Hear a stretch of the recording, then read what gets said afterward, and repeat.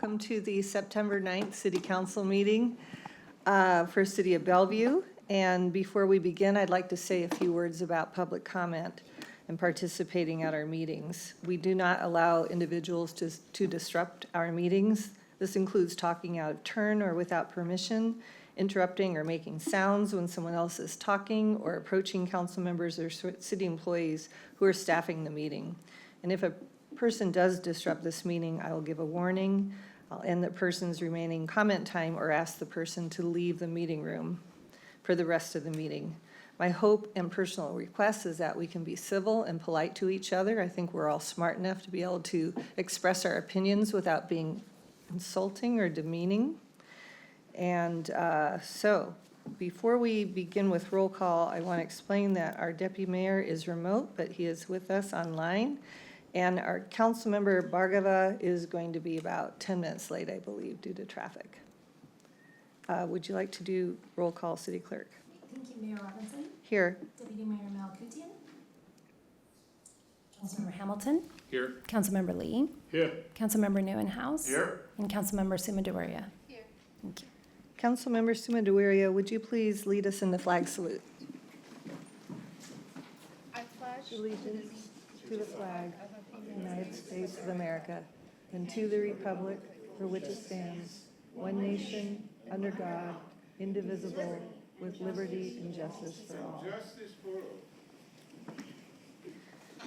Okay, we have 3 proclamations tonight. The first one is Eastside Welcoming Week proclamation. We have Samuel Rodriguez accepting that. If you'd like to come up and have a seat here. Good to see you again. Good to see you, Mayor. Thank you. Councilmember Lee, I have the proclamation right here for you. I'm sorry, I forgot to sign it. Okay, hold on for 1 second, everybody. It's like trapped in this folder and I can't sign it. What's that? Okay, I know he has a copy, but I need to, oh, it is, are you telling me it's signed? Because it is, magically. Okay, now I gotta jam it back in, just hold on. Okay.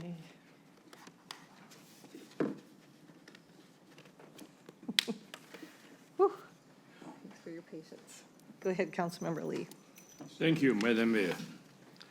Whereas Welcoming Week has been celebrated in solidarity on the East Side since 2016, with the cities of Bellevue, Issaquah, Kirkland, Redmond, and Sammamish, seeing this as an opportunity to honor the history, achievements, experiences, struggles, and contributions of immigrants and refugee people to the social, economic, educational, artistic, and civic life of our country. And whereas we recognize that many immigrants and refugees continue to face systemic barriers, shifting policies, and discrimination, and we commit to fostering a community where all community members can feel safe, supported, and fully included. And whereas East King County is one of the most racially and ethnically diverse regions in Washington state, with 37% of residents coming from places outside of the United States and 40% of residents speaking a language other than English at home.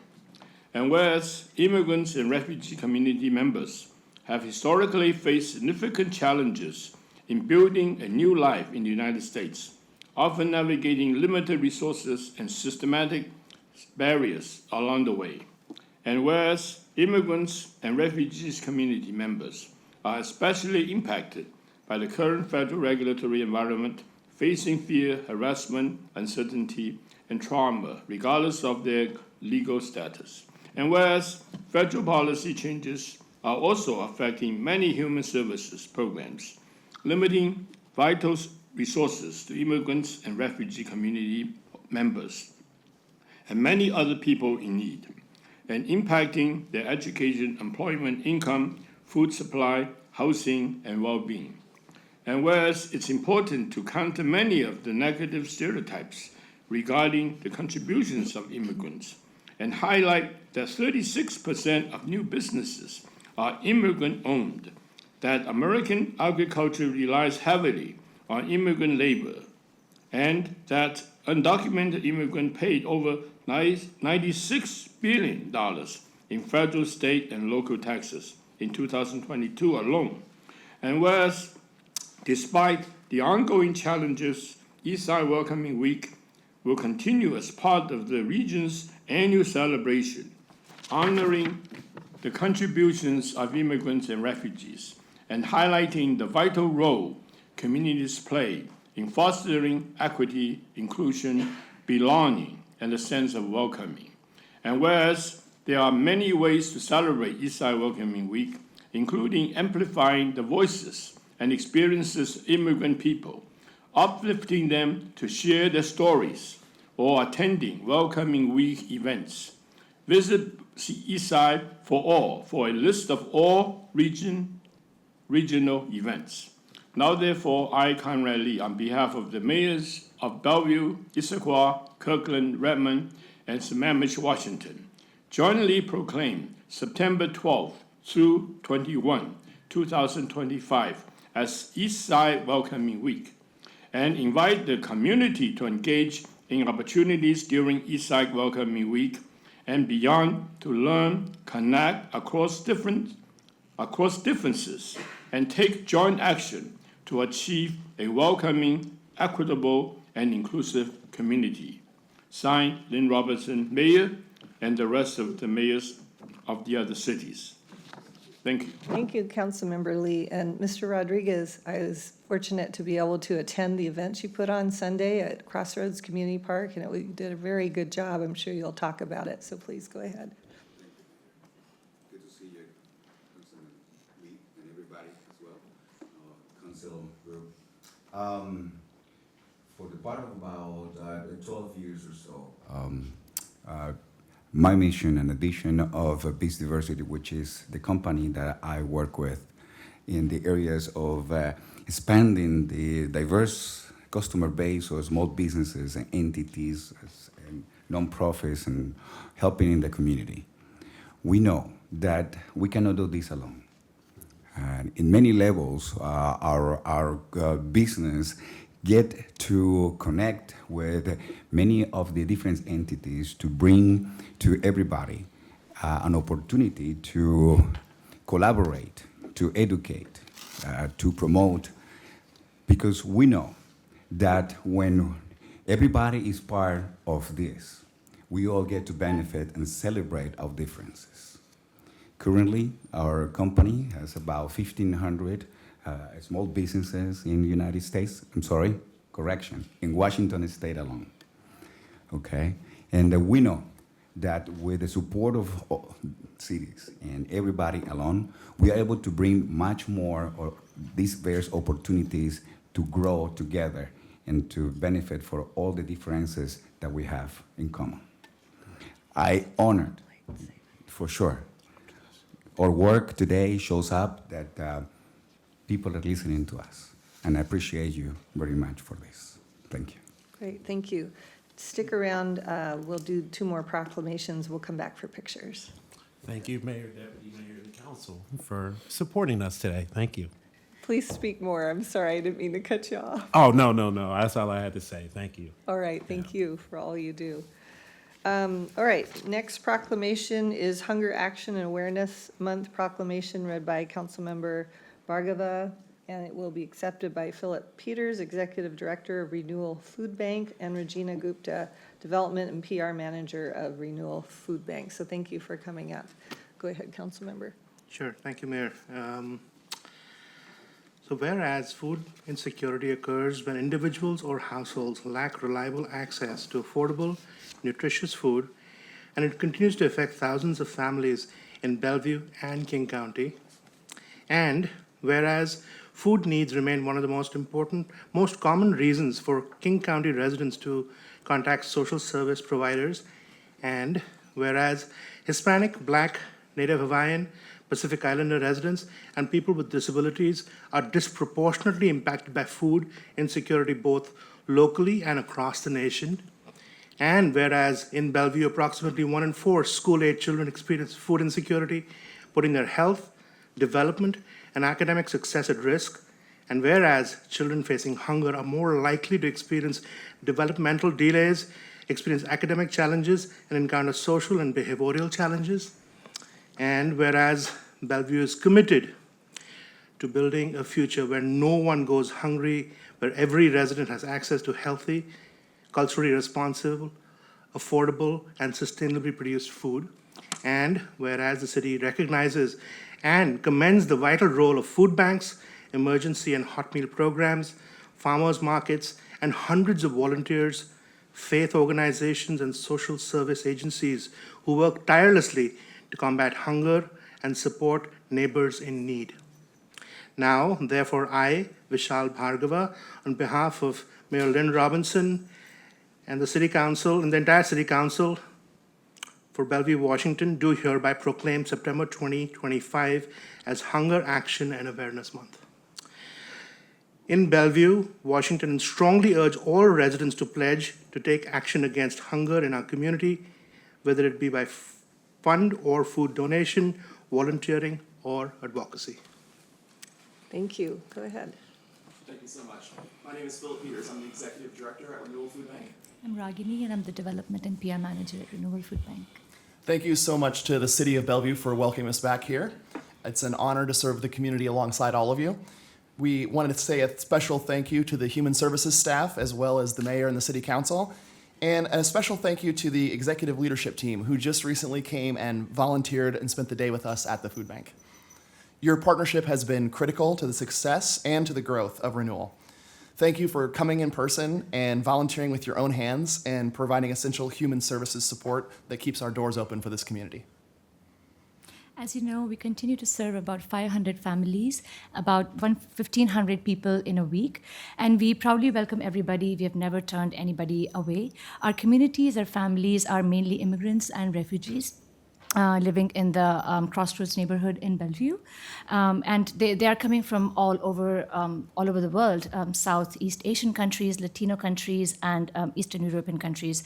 A lot of Russian, Ukrainian going on in our premises.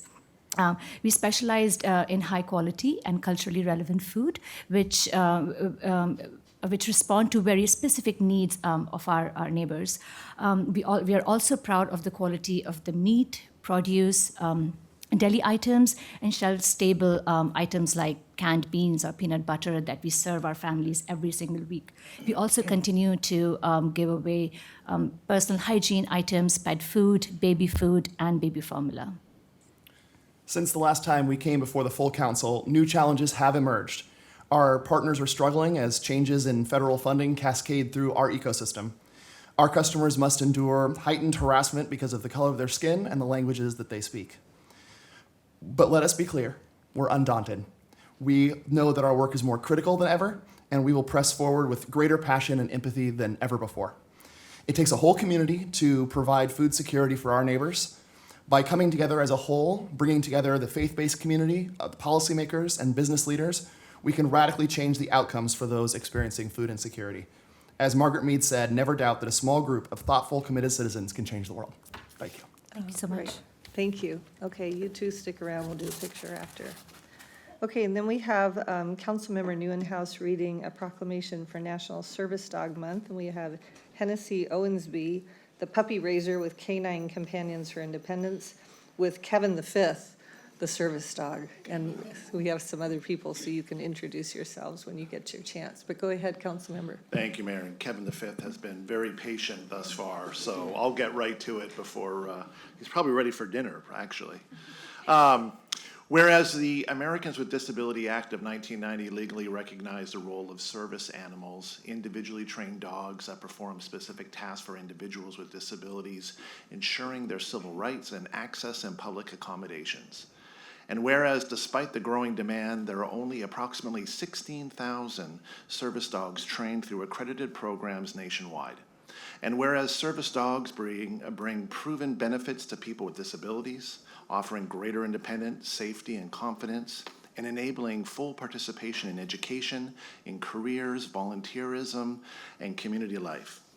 And whereas in Bellevue and throughout the region, service dogs help adults, children, veterans, and seniors lead fuller lives by assisting with daily tasks, providing companionship, and fostering inclusion.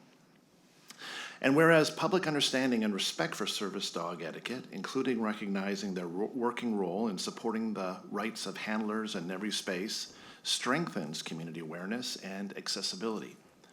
And whereas National Service Dog Month offers an opportunity to educate our community about the invaluable contributions of service dogs and to honor the partnerships that allow individuals with disabilities to thrive. Now therefore, I, Jared Neuenhuis, on behalf of Lynn Robinson, Mayor of the City of Bellevue, Washington, on behalf of its City Council, do hereby proclaim September 2025 as National Service Dog Month in Bellevue, Washington, and encourage all residents and organizations to celebrate the essential role of service dogs in promoting independence, well-being, and dignity for individuals with disabilities, including adults, children, veterans, and seniors alike. Go ahead. Hello, I'm Hennessy Owensby, a junior at Bellevue High School, and I'm here with my mom, Katie, and my dad, Heath. Together, our family is raising Kevin to be a future service dog. You may have seen us walking around town with Kevin, teaching him some basics like loose leash walking and how to maintain eye contact with his handler through a lot of distractions. These are just a few of the things we do every day as volunteer puppy raisers to help Kevin learn appropriate behaviors and skills that will someday allow him to help an individual with disabilities and find greater independence. We are honored to accept this proclamation recognizing September as National Service Dog Awareness Month. Organizations like Canine Companions for Independence change lives every day by pairing people with disabilities with highly trained service dogs. Behind every dog is a dedicated community of volunteers and trainers who give their time, energy, and love to make independence possible. Thank you to the Bellevue City Council for helping us raise awareness for this extraordinary work. Thank you. Great, thank you. Let's get a picture.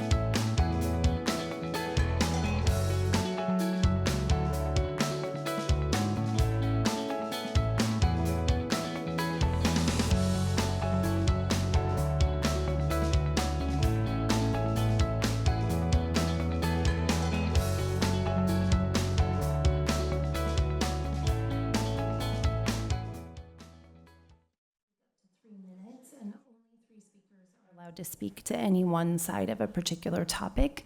And then one final reminder is that in compliance with Washington state campaign laws regarding the use of public facilities during elections, no speaker may support or oppose a ballot measure or support a candidate for an election, which includes one's own campaign. Anybody speaking on that will be asked to stop. With that, I'll call our first speaker, who is Darcy Eilers. She's here in person. Great, come forward.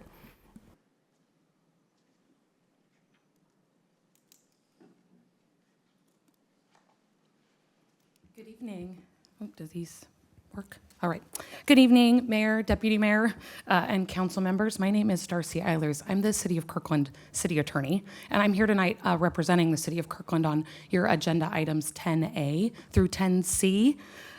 These three resolutions before you tonight propose municipal boundary adjustments between our two cities in three distinct locations. You'll hear more detail about tonight from your staff, but they're the South Kirkland Park and Ride parcel owned by the King County Metro, the City of Kirkland owned Cross Kirkland Corridor parcel, that's the southernmost portion of the Cross Kirkland Corridor, which is part of the East Rail Trail, and the intersection of 108th Avenue Northeast and Northeast 38th Place. These three resolutions are the result of cooperative efforts between our cities since 2016, and they continued. I'm speaking tonight in support of these resolutions and continued collaboration between our cities. The Kirkland City Council unanimously approved the same boundary line adjustments and the interagency agreement that relates to the South Kirkland Park and Ride earlier this year on July 15th, and now we're hoping that the City of Bellevue's City Council will also approve these agreements. The goal of the resolutions related to the South Kirkland Park and Ride and the CKC is to eliminate the existing municipal boundary line that splits the parcels, each of the parcels. We believe this will provide efficiency in administration and potential future development of the parcels as transportation hubs. Transportation hub. For Bellevue, exclusive Bellevue jurisdiction over the intersection, which Bellevue maintains, will expedite maintenance and alleviate need for coordination. We included that intersection adjustment. We were asked by Bellevue to include that as part of our request on the other two parcels. I know that Bellevue, like Kirkland, has a vision for creating a safe, multimodal, equitable, and efficient transportation system for predictable, reliable transit choices support our community. The South Kirkland Park and Ride is the only location identified in the city of Kirkland for light rail by ST3. And the CKC and other East Rail sections are going to support and do support now a vital component of ensuring that our communities are able to reach light rail and other mass transit. With the current boundary split, King County Metro will have to seek permitting through both of our jurisdictions and duplicate a lot of different review processes to see this site developed. Kirkland is committed as the permitting agency after these are approved to seeing the site develop consistent with regional transportation goals.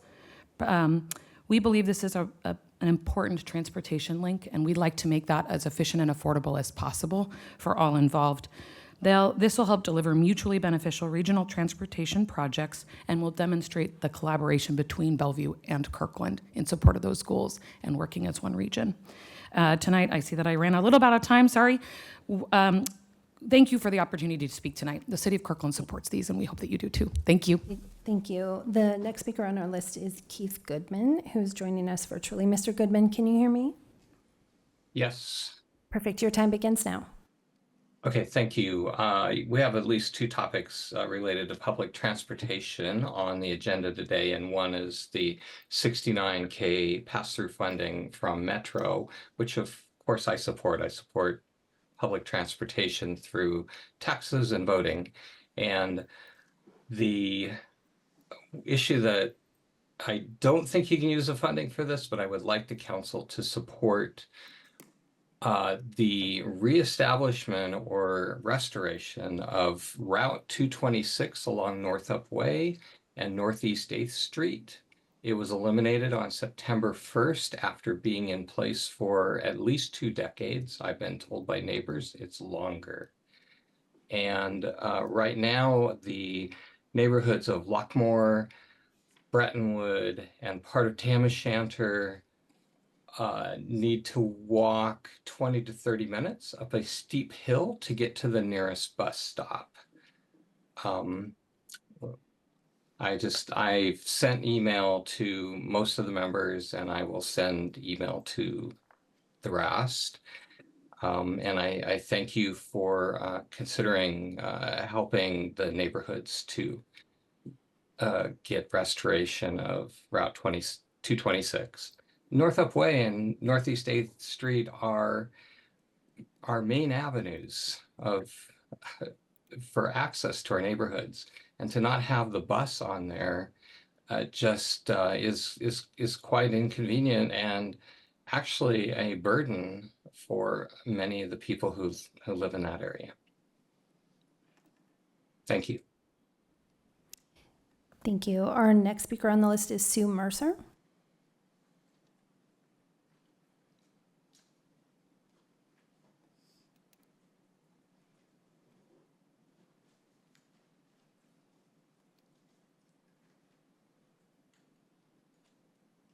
Good evening, Council.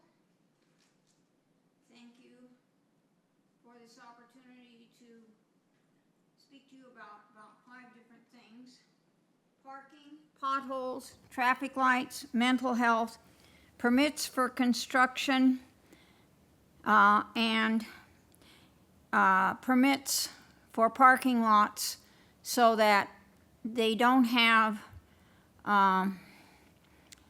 holes where people like myself can fall in. And an example of that would be at LA Fitness, where Walmart used to be, or where Kmart used to be. They have these areas where they've got landscaping, and they've got curbs around them, and you can trip over that and fall into.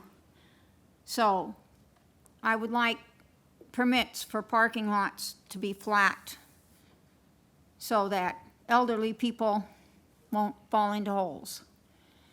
Also, I just remembered that occasionally I see where our watering of the foliage we have, like on 148th, the water is being wasted.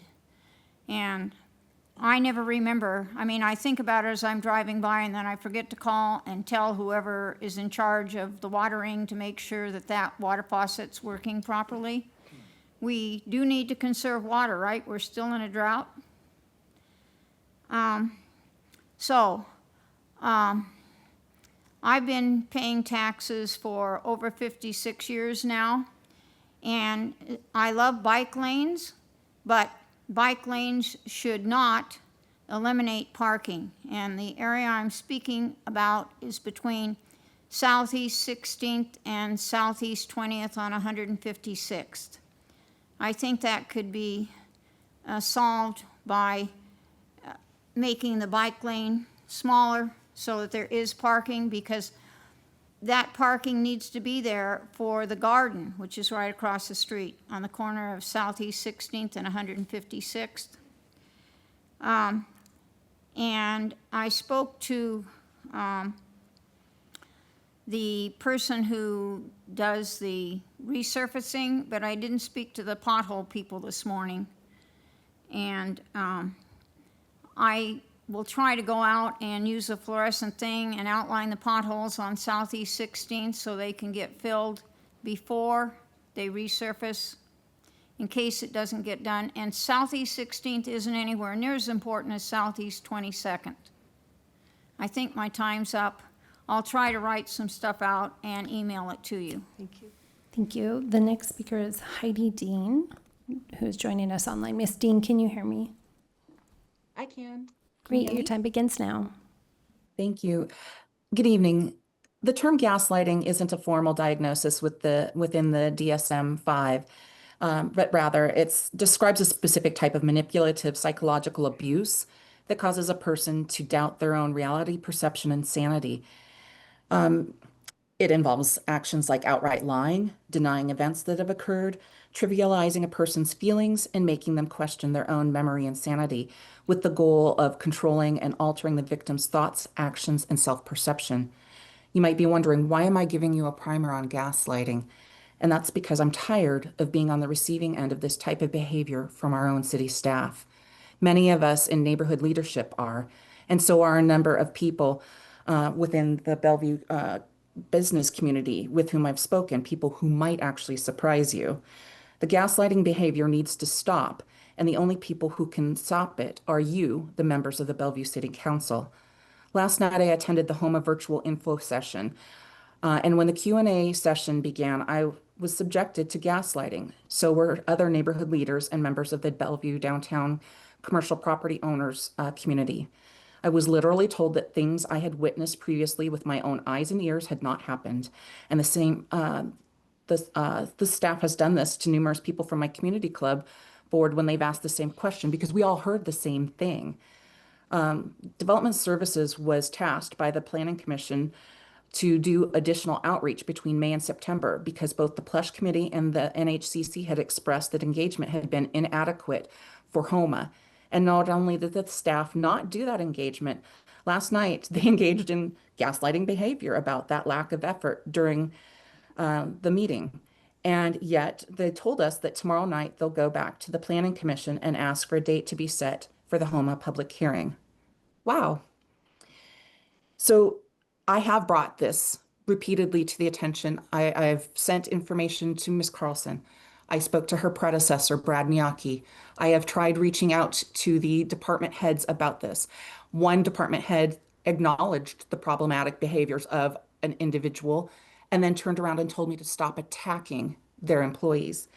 So if those people aren't going to address this issue, it becomes your responsibility to do that. You represent the residents and the small businesses and the business community of Bellevue. Are you okay with gaslighting? Are you okay with your residents and your business community being treated so disrespectfully?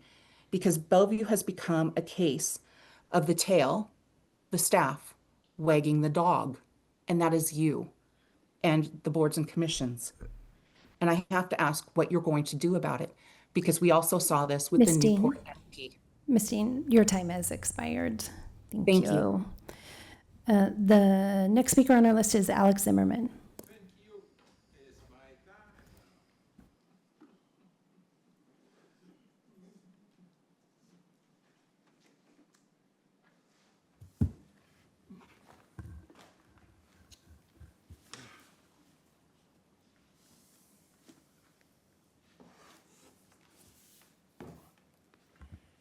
Yeah, my name is Alex Zimmerman, and I want to speak about agenda today, about very strange, unique trespass rules. What is you make? 25,559. This rule so unique because I have 6,000 trespasses here. 5,000 I speak, and 5 times you prosecute me, yeah, Bellevue, for 30 years. This rule very unique because it's trespass not only for 6 months. This trespass from council. This trespass go from commission. I never see like this before. So you open new page in Nazi Gestapo fascist room. You know what this mean? What is we right now absolutely identical to Nazi, German Nazi, you know what this mean? Input commission in this place. So right now I will use play history. Why this all rules, what as you have, only for one man, Alex Zimmerman, and I'm sorry, I'm a Jew. Yeah, it's happened, yeah. So in 2012, you make rules, what is exactly for Alex Zimmerman, this all in your video. Yeah, you move to 3 minutes to 30 minutes. Yeah, speak only for 10 people. I bring all 7 counsel in court, one by one. All judges dismiss this. Yeah, 3 branches of government like Nazi have, nothing unusual. 2 years ago, you bring another rules for commission, you know what this mean. So only touch Alex Zimmerman too. It's nothing unique, you know what this mean. I'm a Jew. Yeah, people kill us for 3,000 years. For our own one kill us, nothing. Forgot, yeah. Inquisition kill us, nothing happened. Hitler kill us, nothing happened. Muslim one kill us, nothing happened. Jew is Jew, you know what it means, we will be forever. So, right now, policy, what is we have right now, you will approve this policy, it's so unique. And I bring you again in court, one by one, after election. Yeah, absolutely. So situation very simple. When you stop and acting like a Nazi Gestapo pig, It's a shame for you doing this. You know what it means? You're a mafia, democratic mafia, who exists for 30 years. No one European fascism, no one South American fascism exists for more than 30 years. You keep this chair, you keep this chair, you want to keep this chair for another 30 years. So right now I speak to everybody who not freaking slave or happy cow. You know what it means? We need stopping fascism, and this fascism come from here. So right now my opinion straight. Viva Trump! Viva New American Revolution, and stand up, everybody who have right be American in fighting for America. Stand up, America, for freedom. Thank you very much. That is the end of our pre-registered speaker list, so I would ask at this point if there's anyone else joining us this evening in council chambers who would like to make a comment to the council, or anyone online, please raise your hand. I do see a hand online, and that's Joe Kunstler. Mr. Kunstler, can you hear me? Yes, can you hear me? We can. Your time begins now. Thank you, Madam Clerk. I want to thank you and the council for your public service. I want to begin as a friend of a Jewish American politician in the strongest possible terms condemn the references to Nazis. None of you are that thing. None of you are. I read up on World War II, and I am very supportive of Israel's actions to avenge October 7. And I believe Mr. Zimmerman does not speak for any Jew, certainly not the Jewish president of Redmond, who is my friend for life. I do not in any way speak from her, for her. She can certainly grab a microphone. Moving along, I am so happy and so relieved that the Bellevue City Council is working to update its defense systems to include excluding Zimmerman from commissions as well as meetings. In fact, I'm speaking, it is important that the commissions are defended, because I've seen Zimmerman ever since at least April or May, probably much longer before that, attack you for those venues, abuse those venues, campaign during those venues, and that there have been reports filed with the Public Disclosure Commission. So I hope you will update your policies. I would hope that someone who continues to abuse your rules and abuse you would be excluded for a year at a time. And again, finally, in conclusion, I want to start by saying I do not speak for or from anyone but me. I'm speaking extemporaneously, but I only speak for me. Number two, the president of Redmond is Jewish and threw Zimmerman out for 6 months for campaigning and anti-Semitism. Number three, I absolutely personally support your update. I just hope it goes for a year. Thank you for your public service. I will try to watch the meeting on YouTube, but the feed keeps getting glitchy. So thank you for all you do. Thank you. Thank you for your comment. I do not see any additional hands, so Mayor, I'll turn it back to you. All right, thank you very much. So next up, we have a council liaison recommendation for appointment to the Transportation Commission, and Councilmember Neuenhuis, I'll hand it to you. Thank you, Mayor. It's my pleasure to nominate Anthony Welcher to Bellevue's Transportation Commission. Anthony brings a rare blend of global perspectives and local commitment shaped by decades of public service, from the U.S. State Department to the Millennium Challenge Corporation. His experience in intergovernmental affairs, infrastructure development, and community engagement has consistently centered on transparency, equity, collaboration, and results. He's a proud Bellevue native. Anthony has long championed inclusive growth and innovative transportation strategies. His experience managing complex transportation and economic development initiatives across federal agencies make him uniquely qualified to contribute to Bellevue's future via the Transportation Commission. So with that, I move to appoint Anthony Welcher to a full term on the Transportation Commission, expiring on May 31st, 2029. All those in favor say aye. Aye. Any opposed?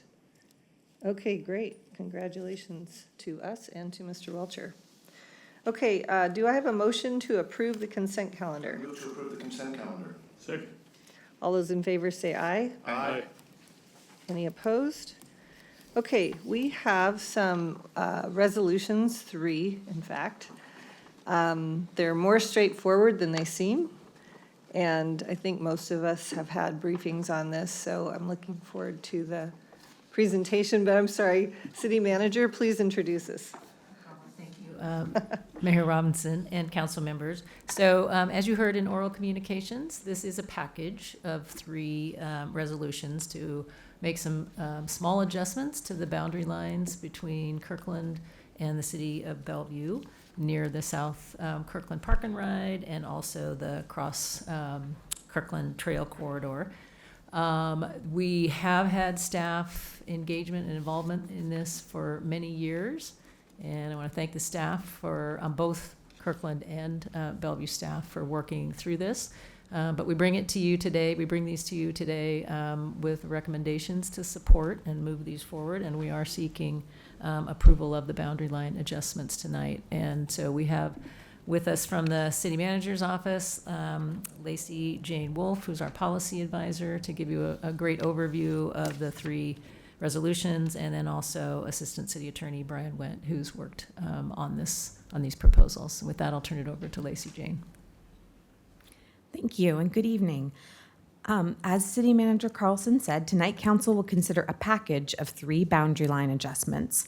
Per state law, Council must consider this package in 3 separate resolutions. So I'll give one presentation that covers the entire package, and then I understand that Council will vote on these 3 resolutions in order. Tonight, I'll start with a brief overview of the purpose and impact of the entire package, followed by a detailed review of each boundary line adjustment in turn. Tonight, Council will consider approving 3 boundary line adjustments at the border with Kirkland at and near the South Kirkland Park and Ride. The large circle in this map shows the first 2 impacted parcels, and the small circle shows the third. These adjustments will benefit the region because light rail, transit-oriented development planning, and regional trail planning can be developed in a more streamlined manner and make maintenance more efficient. If all 3 adjustments are approved, both cities will also benefit from having clear linear city boundaries. None of the adjustments would result in loss of population or tax revenue. For this type of boundary line adjustment, any decision by the Bellevue City Council is exempt under the State Environmental Protection Act and does not require subsequent approval by the King County Boundary Review Board. Kirkland, as you heard earlier tonight, previously approved the boundary line adjustments on July 15th. However, said adjustments will not take effect unless and until this council approves the same, and staff from both cities file required documentation with the state. So for each of these 3 parcels, I'll describe the parcel and then explain why the boundary line adjustment is important. Let's start with the first adjustment recommended by staff, the King County parcel where the South Kirkland Park and Ride is located. This parcel is owned by King County, and the portion of the parcel shown here in red is currently in Bellevue. The remaining portion of the parcel is in Kirkland. If approved by Bellevue City Council, Resolution 10534 would adjust the boundary so that the red portion is in the city of Kirkland. The adjustment is expressly authorized by RCW 3513-340 upon receipt of a petition signed by the property owner and approved by the legislative body. King County, the owner of the parcel, submitted a signed petition on June 27th, 2025, and that's included in your packet. This boundary line adjustment is requested by both King County as a property owner and the city of Kirkland as the receiving jurisdiction. Right now, if Metro came in for a permit for the South Kirkland Park and Ride, they'd have to go through both Bellevue and Kirkland's permitting processes. It's not very streamlined because we have different review approaches and different codes that apply. Streamlining this process is particularly important to the region because Sound Transit presently plans to use this King County parcel for a light rail station that will be built as part of the South Kirkland to Issaquah light rail project, which is currently in the planning phase. Bellevue will continue to have an interest in the facilities, amenities, and connections that may be developed at or near the South Kirkland Park and Ride. So Bellevue and Kirkland staff have negotiated an agreement that will allow Bellevue to have a meaningful and substantial role in all permitting decisions related to the property.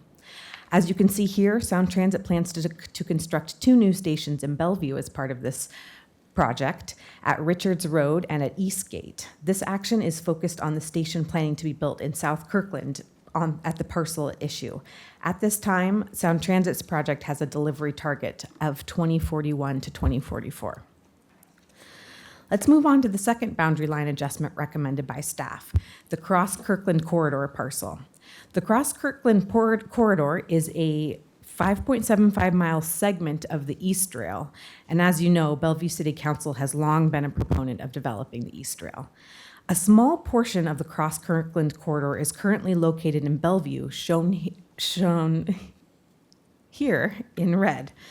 The property is owned by the City of Kirkland. If approved by Bellevue City Council, Resolution 10-535 would adjust the city's boundary so that the entire Cross Kirkland Corridor is in Kirkland. The boundary line adjustment is expressly authorized by RCW 3513-340 upon receipt of a petition signed by the property owner and approved by the legislative body. Kirkland, the owner of the parcel, submitted a signed petition on July 7th, 2025, and that is in your packet. This boundary line adjustment is requested by the City of Kirkland as property owner and receiving jurisdiction. Kirkland plans future improvements such as paving and other amenities that will make the trail more enjoyable for pedestrians and cyclists as funding becomes available. As a reminder, the interagency agreement that I previously described allows Bellevue to have a meaningful and substantial role in all permitting decisions related to this property that are connected to development of the South Kirkland Park and Ride.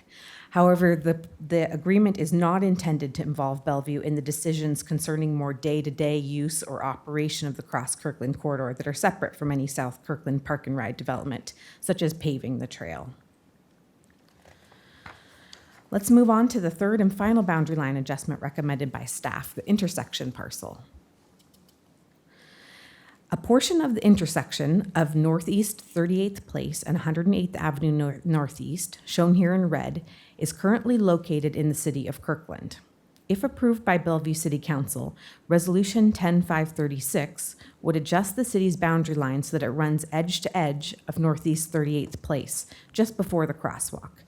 This boundary line adjustment is expressly authorized by RCW 3513-310 upon execution of an agreement between the cities approving the boundary line adjustment. Bellevue is requesting this final adjustment as the receiving jurisdiction. Bellevue currently owns and maintains transportation infrastructure at this intersection, which is presently located in Kirkland. As a result, Bellevue must coordinate with the City of Kirkland before performing any work in Kirkland's right-of-way. The proposed boundary line adjustment will enable Bellevue to perform this work more efficiently, and it will eliminate a situation where the municipal boundary proceeds into the middle of 108th Avenue Northeast. So, if all 3 resolutions are approved tonight, the portion shown here in teal will become part of the City of Kirkland, and the portion shown in yellow will become part of the City of Bellevue. Kirkland has approved these boundary line adjustments already, and as you can see here, a clear and logical boundary between the 2 cities is retained, running along 108th Avenue Northeast and the Cross Kirkland Corridor. Moreover, the proposed annexations are consistent with local and regional planning goals. So, in summary, we'll bring you back to the recommended actions tonight, which are to move to adopt each of these resolutions in turn. Thank you so much. Great, thank you so much. So I'll open it up for questions or comments. I'm going to start with Deputy Mayor Malkutian. Thank you, Mayor, and thank you, staff. I do not have any questions, and I'm aligned with these suggestions. Okay, Councilmember Bagara. Just a very quick clarification. Can you explain what you mean by meaningful and substantial review by the City of Bellevue? Absolutely. Brian, would you like to answer that question, or I have some notes on that? I'll take a swing at it, council member. So what we mean by meaningful and substantial participation is pursuant to the interagency agreement that's included in your materials. Bellevue would have a voting member on any committee or planning group that Kirkland may create in the future. Now, that's with the exception that it would not be a voting member on their planning commissions or their more council-established boards. But any future committee that's assigned to study this matter, Bellevue would be invited to participate and would be able to vote on guidelines, recommendations, and plans for future uses on the site. What's more, Kirkland would be providing periodic updates to provide status reports as to where ST3 is, by way of example only, partnerships, private and public, that they might have to support the development of the parcel.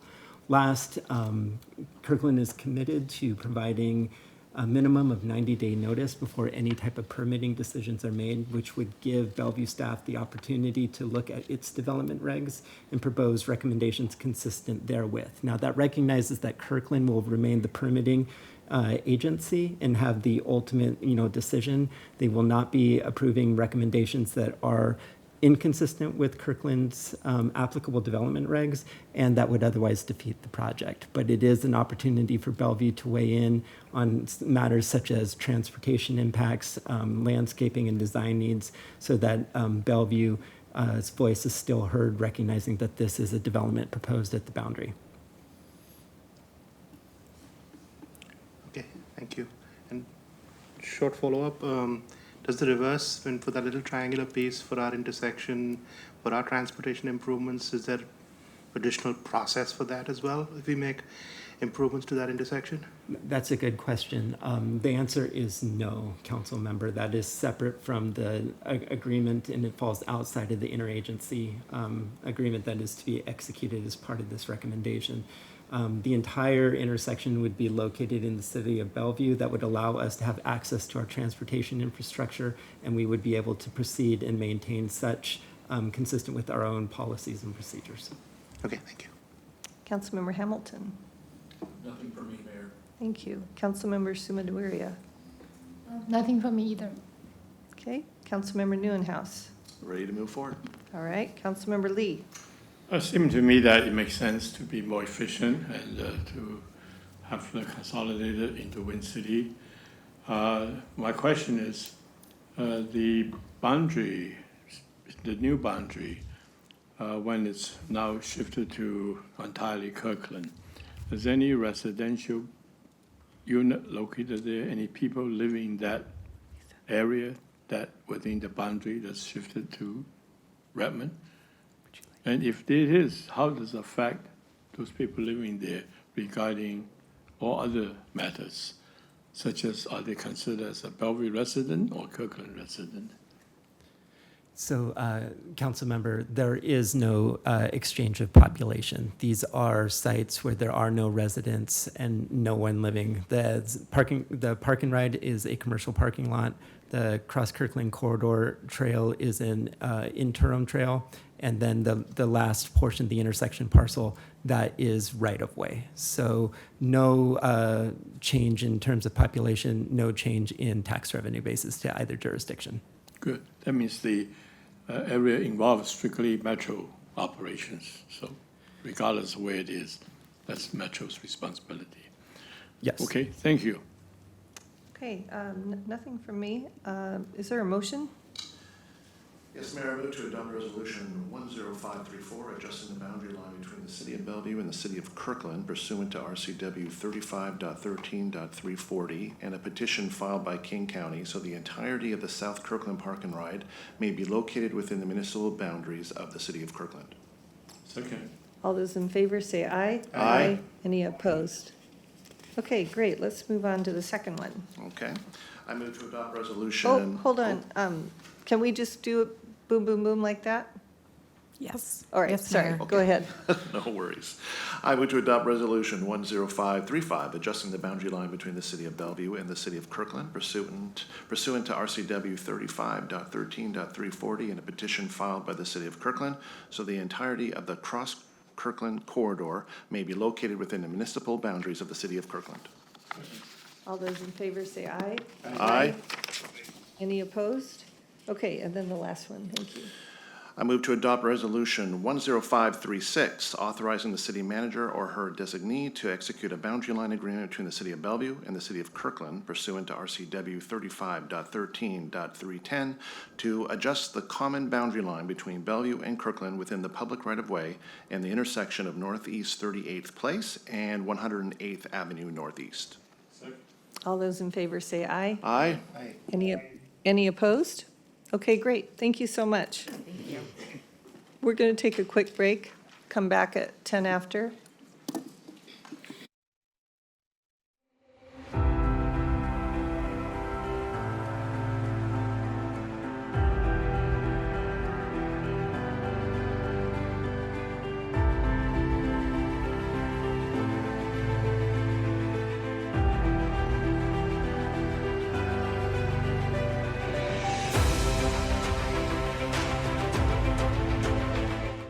To resume. So we have our two study session items tonight. City Manager, would you like to introduce them, please? Thank you, Mayor and council members. I would like to invite some of our community development staff to the table. Welcome Chief Economic Development Director Jesse Canedo, Corbin Hart, our Business Development Manager, and Ellie Ha, our Economic Development Specialist. They're here tonight to give council and the community a progress report on the Bellevue's 2025 Economic Development Plan. Tonight they will include some findings from the data analysis work that they have been undertaking this year, and that will be informative for helping to craft ultimately some actions. And they also will report on the community engagement activities. This is an information item, and I will hand it over to Jesse to provide the introduction. Thank you, City Manager Carlson. Good evening, Mayor and council members. Staff, stakeholders, and our consultants have been hard at work over the last several months to analyze all of the possibilities for the future of economic development in Bellevue. As the city manager mentioned, tonight is information only. There is a lot of information to digest as we think about the future strategy, so we really want to be intentional with introducing the results of the data, the feedback from our stakeholders, and we welcome your feedback at the end of the presentation so we can help take that in and craft some draft strategies to bring back to the council on October 7. Tonight we'll do a little bit of a background on where we've been. The staff will introduce the initial data report and feedback from the consultants. We'll introduce the draft framework around which we plan to build the updated plan, and then we will speak to the touch points that we have with the council coming up. Council gave us direction to initiate the update to the plan in December. And since then, we've worked to integrate nearly 2,000 data points with our consultants into the opportunities that we're going to start talking about tonight. We have 3 more touch points planned with the council by December. And each meeting, we will narrow down a little bit to help us bring some bold and doable strategies to the council for adoption. In December, the council approved the guiding principles that are on the screen. They have helped frame the staff's work and the consultants' reviews over the last several months. For example, shaping the focus groups that were convened, helping us identify the specific data that we wanted to really deep dive into. Tonight is intentionally broad if we think about the guiding principles as kind of the orbit level of economic development plan. Tonight, we want to bring you into the atmosphere so we can start talking about the data and how that will affect our landing approach for the plan. Again, the council's feedback tonight will shape our draft strategies that will come back in October. And with that, I will hand it over to staff to start talking about the data. All right. Thank you, Jesse. Our data analysis, we began by refreshing the list of peer cities we use as benchmarks. By identifying our strengths as well as gaps between us and peer cities, we want to gain clearer insights so that we can develop more effective strategies. As you can see on the map here, we have 5 peer cities across the nation. And similar to Bellevue, they are largely major employment centers within larger metro areas. And we did update 2 cities from the 2020 Economic Development Plan. Our data analysis, as Jesse mentioned, we touch many data points. Tonight, we will just present some key metrics that we will continue to use in the updated economic development plan, starting with employment growth. So in the graph on the left, it shows the historical employment growth trend. As you can see, Bellevue has added many jobs over the past 2 decades. I do want to point out, though, over the past 2 decades, the number of people who work and live in Bellevue remain largely flat, about 15,000 people. So that indicates the increased interdependence between the city of Bellevue and the region, especially in regards to workforce and transportation. Bellevue's comprehensive plan has a target of adding 70,000 jobs by 2044. And the graph on the right shows the actual annual job growth rate, as well as what is required in order to reach that target. As we can see, we need to grow our employment faster than what we have in the past 5 years. Industry Diversity Index tells us how dependent we are on one industry. And in this case, index number of 1 indicating full dependence on one or just a few industries. So the lower the number, the better. Bellevue is more diversified than 3 of our peer cities, so our economy is more resilient. For example, Cambridge has large education and life sciences sectors, and making them more vulnerable during a time of federal spending cuts. Small businesses are instrumental in economic growth, and they are an important part of our economic development plan. And the COVID had a large impact on the number of active small businesses in Bellevue, but we recovered and we surpassed the pre-pandemic highs. I also want to point out that despite the fluctuation you see here on the number, small businesses in Bellevue consistently make up about 21% of total employment in Bellevue. And this data, as well as the community engagement insights that Corbin will talk about later, will inform us about the strategy and actions we need to take to support small businesses in Bellevue. Creative sector is another core focus, and that includes both the traditional arts communities like dance studios and art galleries, as well as technology-driven creatives, for example, video game developers and advertising firms. Bellevue has a very large creative sector. However, we do recognize that some of our peers have a more even split between traditional versus digital creative sector. So this data inform us we need to provide more support to our traditional arts community.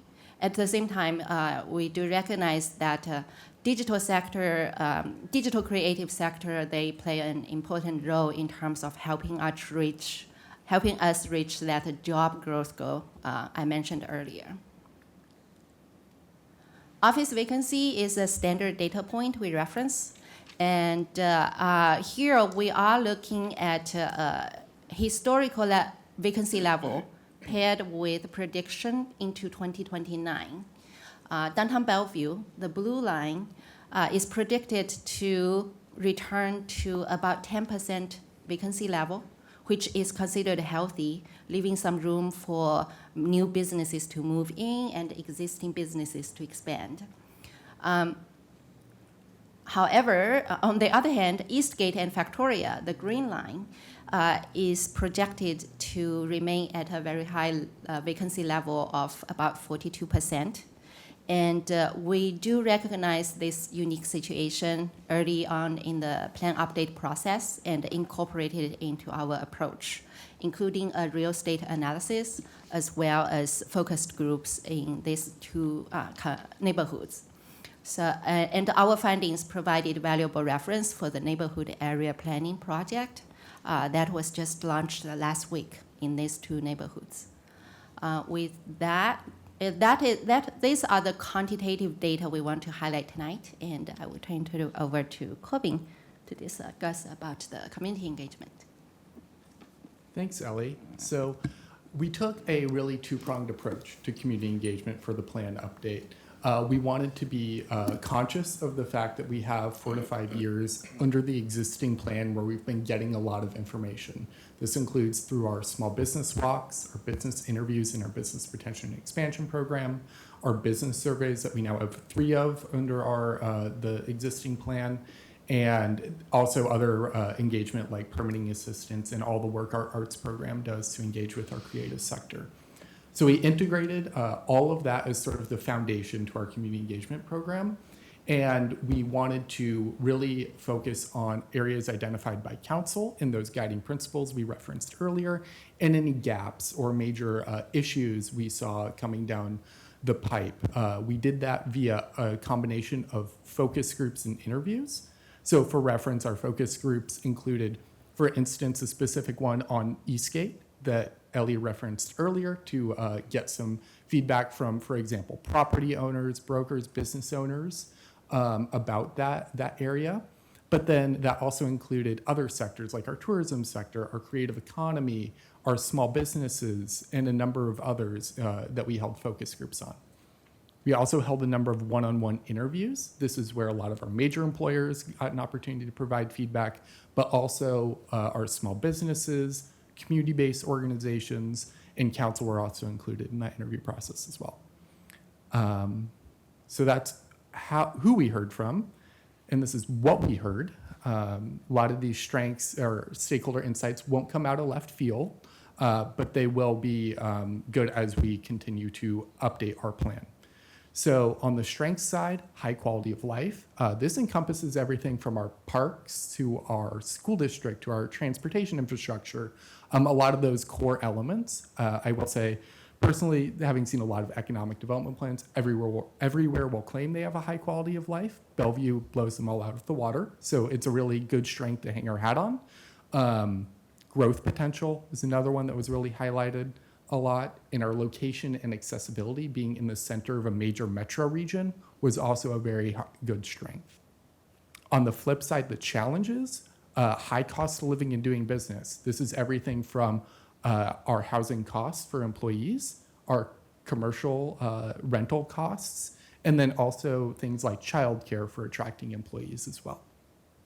The legislative and regulatory environment came up a decent amount in community engagement as well. And this is more in reference to the state and federal levels versus the local level. Navigating permitting, this is something we hear frequently, but one specific insight that came up a decent amount more was the financial cost of time delays. For instance, if it takes 2 weeks longer for a small business to get a permit from us, that's 2 weeks they're not generating revenue, for example. On the opportunities front, we got a lot of good information and excitement about how we're positioned well for new sectors. These include life sciences, artificial intelligence, and clean tech. Artificial intelligence is one. Ellie and I actually spoke with an AI company today who's looking for more space in downtown. So that's a really good growth sector potentially for us. Investment in arts and cultural initiatives. And this is really not just the direct impact that has on our creative economy, but the ancillary impacts as well, whether that's overall community vibrancy, the tourism industry, so on and so forth. And then the ability to leverage existing public space, new transit connectivity, and the potential of creating new spaces. This picture on the right is a great example of those last 2 points, the Bellred Arts District night market that was recently held. It's a great example of some of those opportunities. Now we'll shift gears a little bit and talk about the framework for the plan update.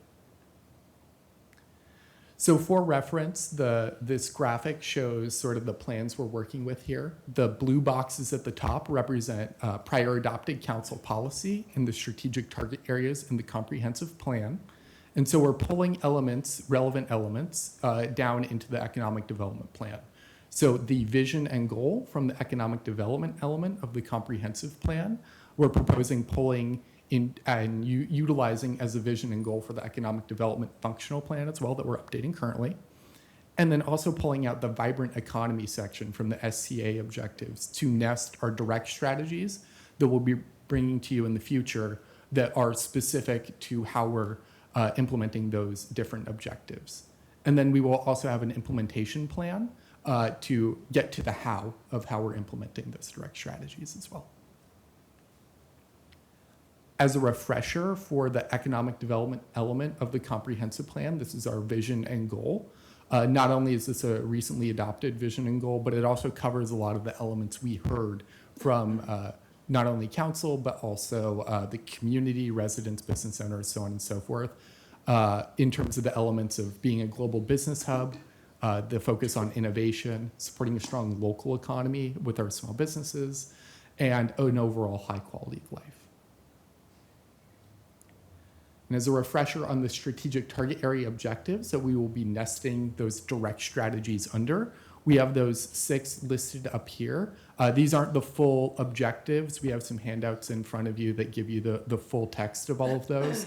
But broadly, those are summarized by growing and diversifying our economy, supporting our large and small businesses, spurring investment, supporting our workforce, and providing inclusive access to opportunity, as well as overall cultural vibrancy.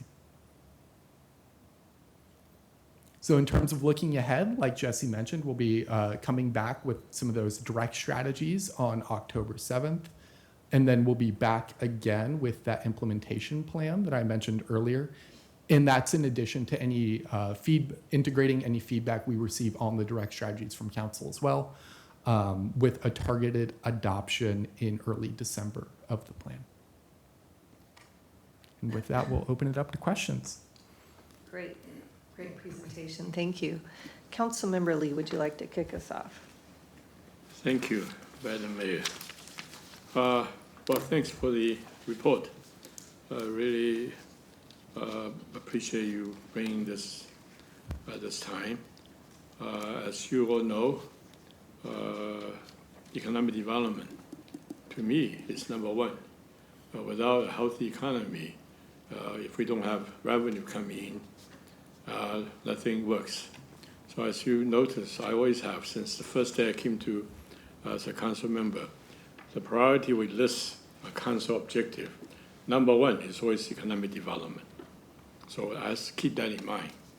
In order to keep it number one, we have to come up with support, making sure we pay attention, making sure we provide resources, making sure that we do things we can to keep economic development ahead of other things. The second point is economic development actually drives everything else, and everything else drives economic development. So it's very, very closely connected. So sometimes very challenging, but that means economic development need to have a very focused action plan, and so that we can do things that support all the other things, because the other infrastructures are necessary to have a successful economy. Same time, economic development has to have a very clear vision and clear action in order to, satisfy the other needs and objectives, like in housing, transportation, and all that stuff. So I really appreciate this is a good thing to do. So I don't want to talk too much, so I'm going to get to some questions. I may not cover all the questions, but I hope that we have a chance to talk about it a little bit later. The first thing is small business. We heard that 21% of Bellevue is small business. Small business, obviously, is very important at all levels, national level as well. When I was the SBA regional administrator, we talk about 90% of the business in this country is driven by small businesses. So I want to make sure that what specific things are we doing with what small business sector, and how are we helping them, and how are we communicating with them? Because we know small business spread it out with the new economy we have now, recovery from COVID, which you guys have done a great job. How are we making sure that they're growing, and they're going to grow even more? And so that's one question You want to answer now? Okay, maybe just quickly. Yes, I can then answer I'll go to that second. briefly, Thank you. Councilmember Lee. So Thanks. thank you for pointing out the importance of small businesses. So we do have a variety of current programs, and Yes. as Corbin mentioned, our small business walks, our business engagement, our retention meetings. And in October, we will bring back some of those draft strategies that are more specific to how we can engage more with our small businesses, perhaps some of the additional tools or incentives that might be included. The Wilburton land use incentive or the affordable commercial space incentive is a great example of some things that we might be able to do at a citywide scale in the future. So we will be back with those in October. Can you describe or see something that's of small businesses? What demographic consists of small business a lot, So what, is there any particular one that you can focus and concentrate on? And because we see a lot of immigrants coming to this country, and they all very want to be, set a life well, so they got in small businesses. So can you say a few things about small business? Corbin, could you, especially immigrant businesses? Could you share How with do the council how we Yeah. define kind of the traditional small business and then the tech businesses, kind of using the accelerator model? Yeah, so we, as you alluded to, Councilmember, small business is a very broad term. It's everything from your one-person consultancy who might be supporting some of our tech companies to restaurant down the street. And so we take very different approaches to support those different small businesses. So for instance, on the immigrant-owned restaurant in Crossroads, for example, that's a great example of a group we might do some small business walks to, provide technical assistance through the SBDC, provide SBA financing, that sort of thing too. Whereas on maybe the more consultancy or venture scale side that we have a lot of here in Bellevue, we have programs like Startup 425 that provide that entrepreneurial education and connections more in the venture scale side as well. Do you have any numbers, maybe not now, if you don't have it, but I would like to see as the council, what are the numbers we're talking about, and what are the things that we have worked with them, and what are maybe some of the results we're seeing, we're getting, so that we know what to move forward. That'd be good, okay? All right, Thanks. we'll look for that So I information. have another question. You mentioned office vacancy. Are we doing anything about office vacancy? That's very concerning, right? Yes. We know that people are being laid off. People are not going back to office to work. Many offices are not, empty, higher than normal. I don't know, what's the vacancy now? About 30%, 24%? The citywide vacancy, Corbin, is about 20, 25? 25, yeah. Is there anything we can do to help? Yes, so we are doing several things to help with the office market recovery, including, and Corbin can go into a little bit more detail on some of the work we're doing with Greater Seattle Partners and some of the brokers in that space, and some of the work that we've done in terms of additional lead generation consultants. So those efforts over the last couple of years have helped bring in and continue to maintain a steady, smaller pipeline of companies. So we're seeing continuing demand for office space in Bellevue, just smaller footprints that they're taking. For example, across the street at City Center Plaza, where Microsoft used to have that entire building, they will now be 6 or 7 tenants across the whole building. So that pipeline is steady, and we have probably about 4 to 5 years of availability at the current rate. Corbin, could you speak to the work with GSP and our lead generation consultants? Yeah, so like Jesse alluded to, we work regionally with a lot of other groups, such as Greater Seattle Partners, to get that sense of scale to attract tenants both internationally and domestically within the market.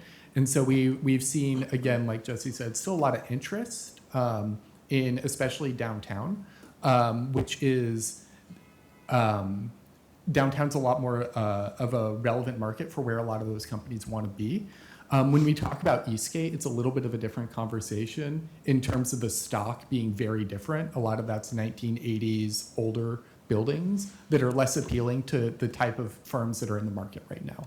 So that's more of a structural issue versus an attraction issue that we're looking to update in the plan strategies and reflect that difference. Yeah, good. Lastly, we're working with other partners helping us, right, in filling up vacancies and so on.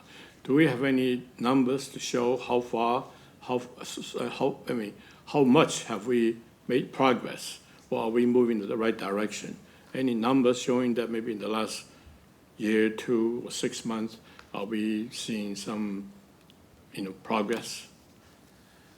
Corbin, what can you say about the trend in office absorption? Yeah, so in terms of overall office absorption, we've seen positive absorption, which means drawdown in the amount of vacant space in the downtown area. It's obviously been the other side, the flip side of that, outside of downtown, except for the Spring District, I'll say.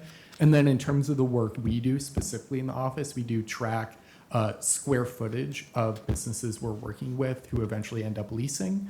Great example of that is, and this is actually another example, a lot of our expansion actually doesn't come from new businesses being attracted first time into the market, comes from employers who are already here. Great example is Snowflake, who went from downtown, 2 floors in downtown, to about 300,000 square feet in the Spring District. So I don't have that exact number for all those firms we've worked with in front of me right now, but we can get that to you as well. Okay, I'll stop it for now. Thank you, Mayor. Great. If I have a chance, we'll hopefully have some additional time for additional questions. Or Thanks. again, somebody else may ask this Thank you. question too. Yes, so. please. Okay, Councilmember Neuenhuis. Thank you so much for the update. And just to understand, again, in October, what's going to come back in October, and then we're going to do a final vote on this in December, right? Is that correct? That's correct. Okay, but what's going to come before us in October?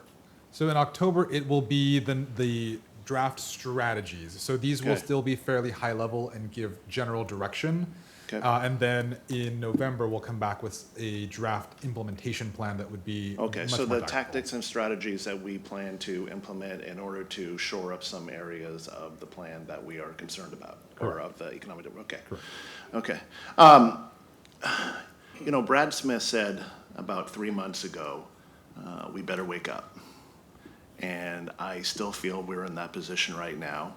And while your presentation has a lot of great detail, I don't think it sends out the red flags that I think we should be talking about right now very seriously.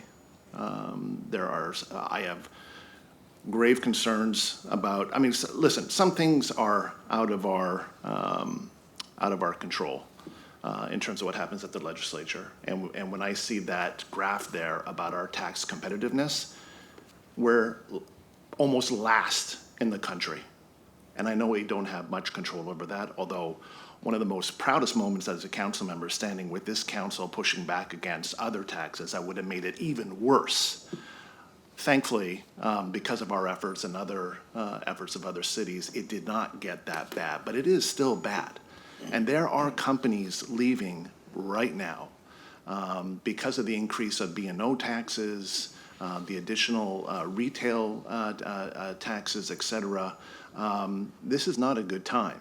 And when you look at the number of folks that are, this is just another data point I looked at today, that are leaving Washington State, folks that are, 200 grand or more, that are a lot of times creating jobs, starting companies, entrepreneurs.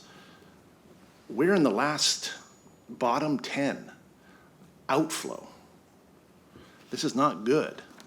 So this is something I'm again, very concerned about, and I know that there's a lot of positive stuff in here too. And don't get me wrong, but I think when we're talking about, and Councilor Lee mentioned it, especially about small businesses, I feel like we have a little bit more potentially the things that we can do.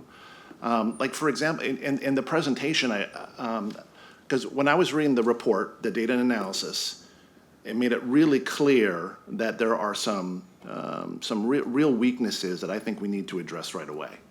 And one of them is permitting. And we have talked about permitting time and time again, in different perspectives, be it housing or what have you, but we are making it way too difficult for small businesses in our city. I hear it all the time.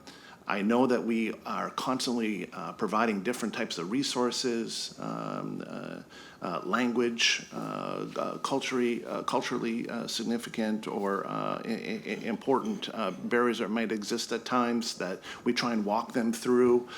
But when I look at the report, I said the perception of it's no longer a perception of permitting issues. It is permitting issues. And we really need to address this quickly, especially, again, as Councilmember Lee said, a lot of immigrants coming to this country or coming to Bellevue that want to start up that business, that want to start up that restaurant or what have you, and it's taking too long and it's too expensive, and then they go somewhere else, or the business fails.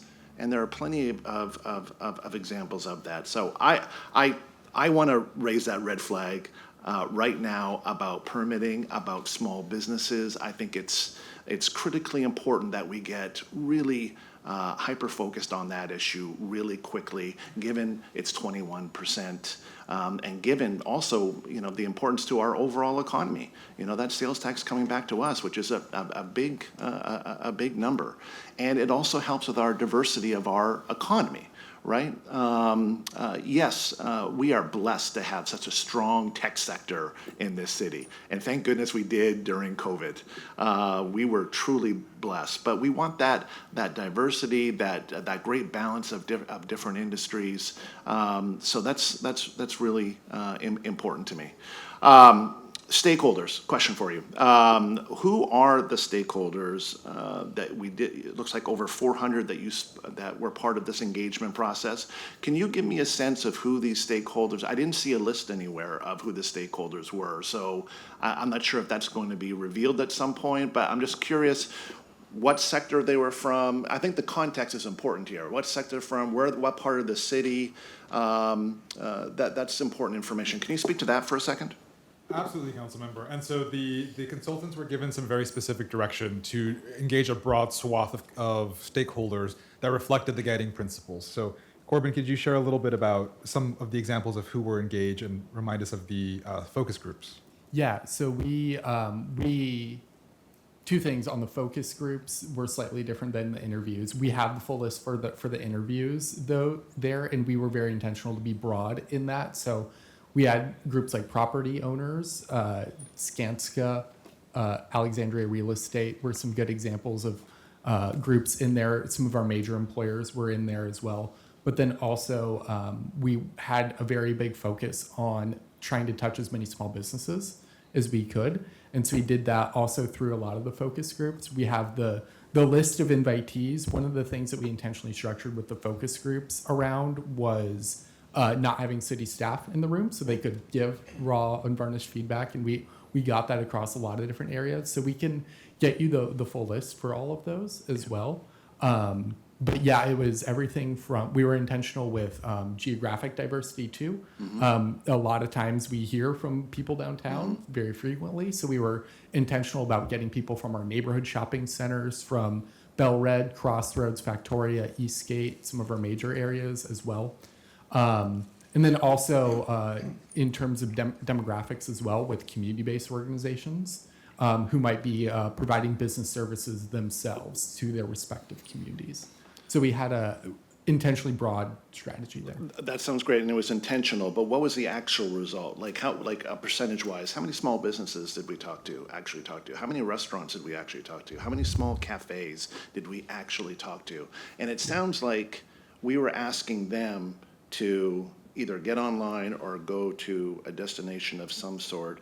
And I tell you, a lot of these small business owners and restaurant owners, they can't afford to do that.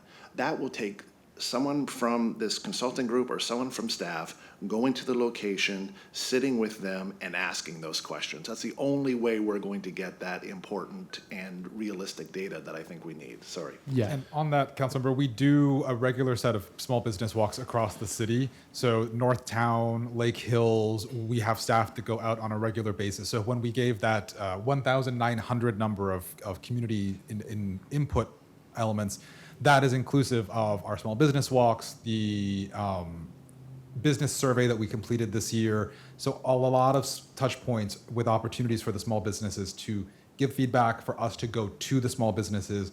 We include our work with the BDA, with the chamber, where we are touching the small businesses on a regular basis. But Corbin, can you speak a little bit more? Yeah. Said what I said. All right, last question before I yield my time. The Eastgate and Factoria areas specifically, when it comes to office space, but just in general in terms of the health of that area of the city, what other factors are there beyond the fact that those business or that office space was built in 1980? What other factors are contributing to that area's very high vacancy rate right now? And what else did you hear specifically about Factoria? So a lot of and this is, as Corbin mentioned, this has been a consistent trend over the years, over the many years. Eastgate, in addition to the older office stock, it's a low amenitization. So there's not great small businesses that are within walking distance of the office space, low public space opportunities, congestion in the area. It's a variety of things that make that particular corridor along I-90 with a real focus on Eastgate. So I do think there is a difference between Eastgate and the Factoria Boulevard neighborhood that make that area less attractive for the types of companies and the types of employees that come to Bellevue. When we engage with our companies that are coming into the city, they ask about access to the 2 line, they ask about access to opportunities for their employees to do engagement with community events, with community organizations, to be able to host a happy hour for their employees at a local small business. It's a variety of things that Eastgate was not configured for based on the period in which it was developed. Corbin, what would you say about Factoria? Yeah, Factoria is, again, a little bit of a different group from Eastgate. A lot of it is always the transportation infrastructure. Down there is one frequent element. Walkability is something we hear about a lot. Community safety does come up as well as an element we hear about that we got out of some of those focus groups. Okay, Councilmember Hamilton. Thank you, Mayor. Thanks for sharing your progress report with us. Appreciate it. I think this is exciting and critical work for the city. We started off the process with the right guiding principles, and you've done a great job adhering to them to move the process forward. Also, the strategic framework, I think, is excellent. Well done on that. And really making sure it's aligned with the Comp Planning Council's strategic target areas, I think, is really great. So thank you. Glad to see, too, that we're looking carefully at our creative economy and appreciate the focus on artists that will be moving into Bel Red and the others that are already here in Bellevue. And look forward to seeing you back here in October for another progress report. Got a few questions for you. And first of all, as far as small business support, I'm especially interested in displacement of small businesses and in areas like Bel Red and Newport and some of the other HOMA areas. And I wonder, is the updated plan going to include strategies on supporting businesses that are likely to be displaced during that process of redevelopment? Absolutely, Council Member. The strategies, the draft strategies that you'll see in October will include some additional anti-displacement or kind of business relocation type of strategies that we can work on with the small businesses. There are some additional things that we already do to track potential displacement of businesses. So Corbin, could you speak a little bit about how your team tracks the development pipeline and flags any businesses that might get impacted? Yeah, so displacement is something we hear consistently and hear loud and clear. So we're not waiting for the plan update to be in place to start doing things. So one thing we do on our team is we track the development pipeline for when we see a redevelopment's about to occur that might impact commercial businesses. And we proactively do small business walks to those areas and proactively say, hey, we're here to help you potentially find a new location within the city. And we've seen within some developments some success out of that model, although it has limited impacts. There still has to be a space that's relevant for the business to move into within the city, both from a typology and affordability perspective. So there's more we can do, although there are programmatic elements we do already on that front. Okay, Also, too, in the agenda memo, and I want to be sure I've got this right, but you talk about Bellevue's growth industries are ones that are projected to grow in employment nationwide in the coming years. And as I read it, that's considered a challenge. And did I read that right? And if so, why is it a challenge? I don't think we meant it to be framed as a challenge, Councilmember. We have benefited tremendously from having some of those growth areas in the city. And while we do have some additional challenges at the kind of the state regulatory level, those areas are still projected to grow more in Bellevue. So I think there is a challenge there in them coming to Bellevue perhaps, but they are themselves not a challenge. We want those growth areas. Great. Okay. Thank you for clarifying that. Also, too, I know you touched on the peer cities, and I think that's really important. But I wonder if we're missing an opportunity if we don't benchmark Bellevue with our neighbors, so within the Seattle MSA, so that our strategy is aligned with what our neighbors are doing and that we can tap into that most effectively for Bellevue. So when you think about benchmarking and you're looking around the MSA, are you taking that into account and how we kind of create our own strategy? Absolutely, and Corbin can speak a little bit to the MSA and regional level data in a second. What you're seeing in this particular data set is we did intentionally ask the consultants to help us benchmark against the national peers because those are more difficult data sets for us to get. And so we really do rely on the consultants to help us gather that data from cities outside of Washington. So Corbin, could you speak a little about the regional context? Yeah, so for the regional context on that, that's something, like Jesse said, we track pretty closely on the staff level. Good example of that is unemployment rate. It's a national metric that we have limited direct impact on. But what we can track is our unemployment rate relative to the metro area. So how we're doing relative to the overall area. Obviously, we want our rate to be lower than the overall metro area. So that's a good example of how we benchmark regionally on an ongoing basis. You'll see in the data analysis some other metrics that we do include the metro area, although it is not universal across the data analysis. Okay, good. I'm glad you're looking at that, and I think it's really important for us to look closely at what our neighbors are doing and that we complement that when we can to our advantage and work to improve on what they're doing in other ways.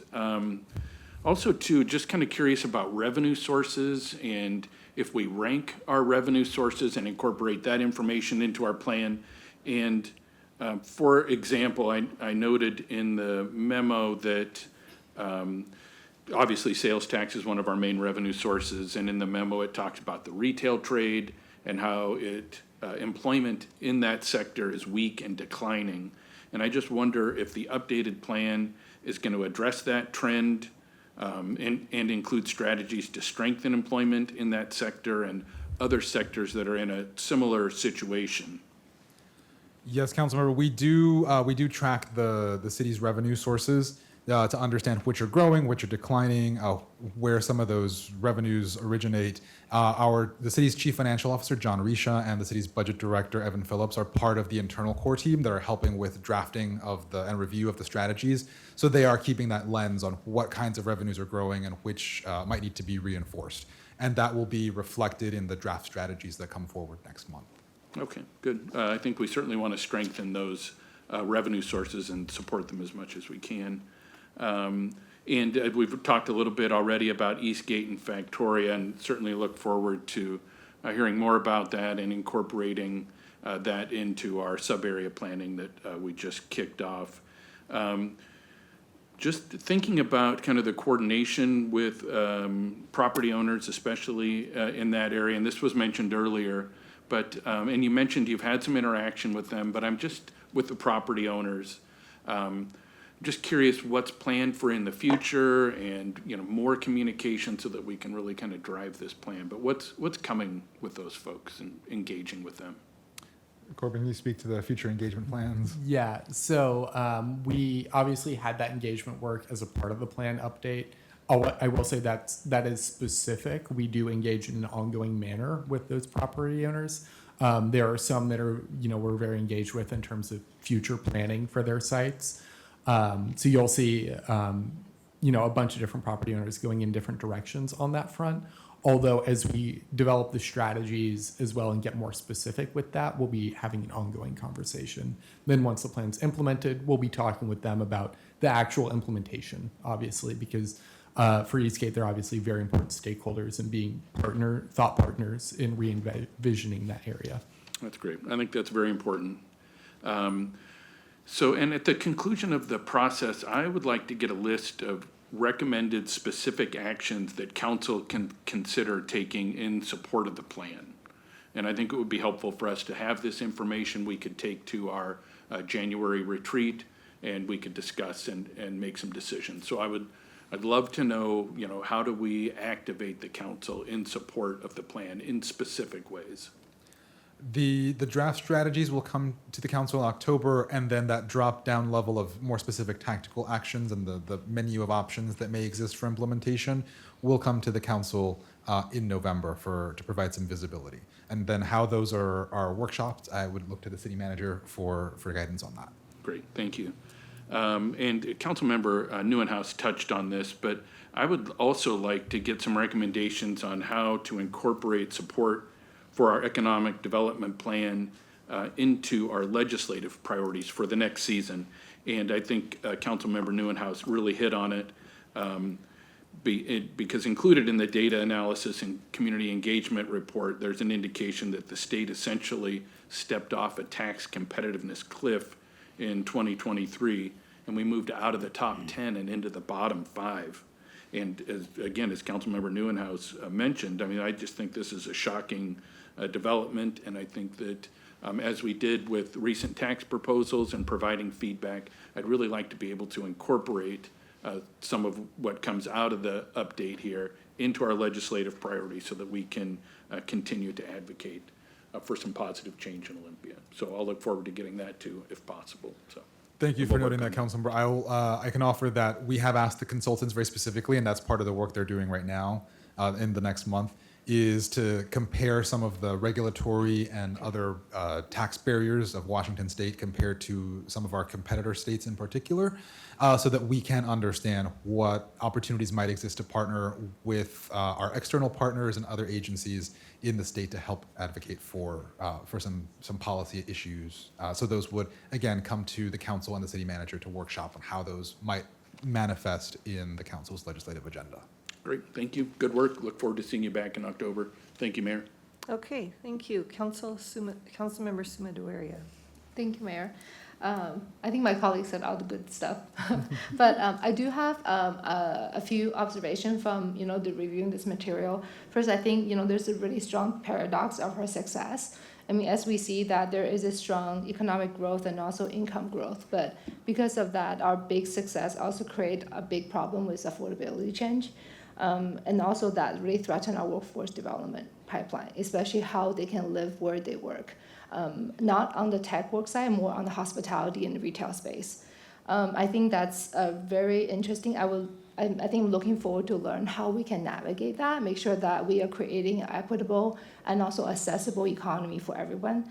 And then the second and third one, my observation is actually very close, is that the commuter data and also the timing, I think, is very critical, because as you see a few days ago, the I-90 had just the first round of the light rail went through the I-90. The brave soul, one person on that with a life jacket on that light rail went there. And I think the good news is probably close.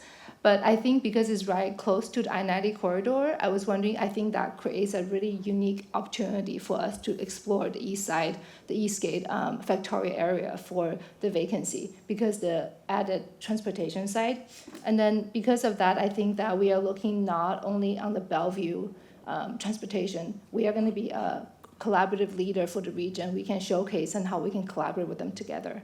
I do have a question about the small business stakeholder we reach out. What numbers were there? Out of the 400 stakeholders, how many were them small business? Corbin, do you have that data off the top of your head? I don't have the number in front of me. I will say the vast majority of them were small businesses, and that includes, so we had some specific small business focus groups and interviews. That's not to say that's the only place we talk to small businesses. For instance, the creative economy focus group had a lot of small creative artists, that sort of thing. Our tourism focus group had small businesses represented, as did Eastgate as well, with displacement issues potentially happening down there. So I don't have the number in front of me, although it is the vast majority. Okay, I would love to learn about those numbers, like, because Council Member House and Council Member Lee too, a lot of restaurant owners, small business owners, they are immigrants. So I think knowing the percentage of the people we can talk to and kind of pinpoint exactly how we can support them will be more relevant. And then, I think that we all can be advocate to support, right? And I think there's so many businesses owners, they probably feel more comfortable talking to different type of people with connection, personal relationship as well. So that goes to my next question, because the small business permitting process, is there a matrix we are trying to follow, how fast the permitting is turned around? One example I want to give you, one of a small business trying to start a business on Main Street right now, they reach out to me. They are getting their permit passed, but they're having a hard time getting the signage. It will not be ready until the grand opening day. So that's going to be issue. So things like that, how can we in the October to learn how can we exactly pinpoint where we are, and then how can we expedite it? Because as I'm understanding from the permitting process, there's different element need to submit the work. So the contractors, electricians and different things onto the portal, right? So I wonder if there is any schedule we can see exactly where the holdup is. Because sometimes it could not be, maybe just not the city staff that's having issues. Maybe it's the plumbers not inputting all the information, but we're not seeing it. So we don't know how to disrupt that bottleneck per se. So is there any opportunity for us to able to explore the portal for permitting, that we can see exactly how can we expedite it in the future? That's a really good question, council member. I would redirect that question to Development Services, as they are the ones who manage mybuildingpermit.com, which is where the majority of those applications are taken in. They are our Development Services director, and one of the assistant directors are part of, again, our internal core team. So they're also getting all of this information and understanding how they can implement it as part of their work plan. And I do believe there are some updates planned for my building permit. So I would definitely encourage y'all to reach out to Rebecca Horner. Well, I would say what I'm hearing consistently from all our council members is that we've identified some of our shortcomings, and we're hoping the next step is to determine what the solutions are and bring those back to us so we can see what they're going to be. And I think, we're not going to tell you how to speed up permitting, but obviously that's an issue, and that's something that's been identified, and we're asking, can you show us what the plan is to fix that? Thank you, Mayor and council members. These are really good points to be making, and I think it's information that you've gathered through the process too that will help develop the actions. I just wanted to point out on the small business permitting that our small business permit program manager just started about a month ago. And so I know Stephanie Collier is her name, and she has been starting to work with small businesses to provide assistance through the process directly. So that is just one avenue for assistance, but we'll continue to build on that as the actions are developed. Yeah, so that'll be something that we get to look at later. Thank you. Yeah, thank you, by the way. Yeah, thank you. That sums up my ask. I think for the detail about, how to solve the bottleneck, we can talk more about it. Because I think sometimes, as a small business owner myself, it's really easy to just blame it to the city, saying okay, the permit's taking forever. But if we can look deeper into it, how is everybody have to be collaborative together to figure out what the problem is. Sometimes it could be the contractor, we can do it together. I think it'll be more helpful to that. Another question was, as you see, my colleague talked about the tax. We're actually below California's desiredness of business environment right now, according to the report. It's not a good place to be, because when we drive out big corporations, who suffers is actually small business. It's going to affect the livelihood of downtown and the corridors. Can we explore in the future, and then the next time maybe having some suggestion, how can we locally, how can we have tax incentive or tax structures to just kind of maintain our competitiveness? Because we don't want our small mom and pop shops to be penalized and then losing business and closing doors because they don't have steady income from the corporate. Because I think there's a big drop-off corporation catering from a lot of local restaurants right now because there's a changing of the business environment. So I think that's area that I would love to explore with you all more as well. Another one was, because you said the Eastgate has a lot of vacancy, do you think that, is there any opportunity for us to come together to think about as converting those spaces to adapting to cheaper rent for small business as is either the first time building it, or if it's like I think generation one, a bare bone structure, if we can give them kind of subsidies to support them with electrician, plumbing, some kind of subsidy to help them to get there. I'll look to Corbin in a second to speak a little bit about the quality of the office space in Eastgate and its suitability for some of our, particularly our non-retail small businesses. In regards to the city's ability to provide additional support for tenant improvements or other related issues, there is a provision in the state constitution that does limit the city's ability to provide direct grants and other types of support to businesses in the state. That is, again, one of the things that our consultants are looking at, comparing us to other states. But Corbin, can you speak a little bit to the office stock? Yeah, so the office space, you do have a little bit of a range of different options within Eastgate. I will say we have a number of co-working facilities that are actually in some of those older buildings in Eastgate that are good sources for first-time small office users and much more affordable relative to something you might have in downtown. So that is actually already happening a little bit in Eastgate. I will say there is a second group of office stock that is in very poor condition. So we hear frequently and we speak with the businesses who are exiting those specific properties, and oftentimes the amount of investment needed to bring it up to standards even for a small scrappy business who might be more willing for that type of thing would still be prohibitive. So they're kind of two separate situations there. And we want to definitely promote the already affordable space that is there and more applicable for those small and scaling businesses. Okay, how are we marketing it to the people who need in this space?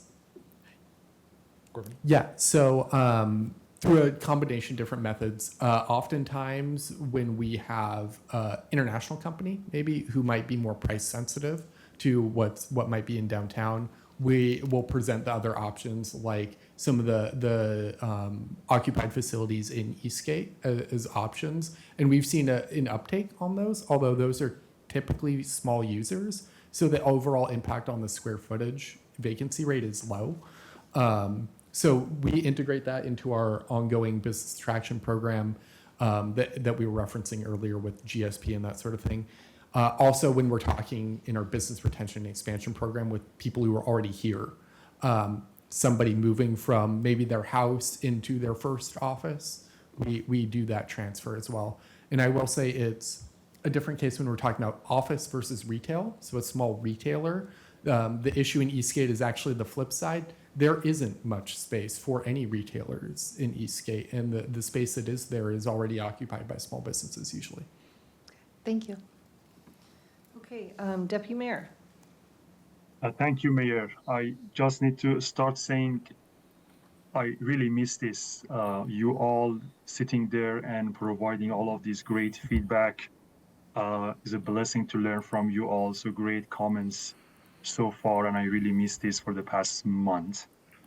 Thank you, Jesse, Corbin, and Ellie. That was a great presentation and a comprehensive report, and a great job on getting the community input. I think when I read the report was very, very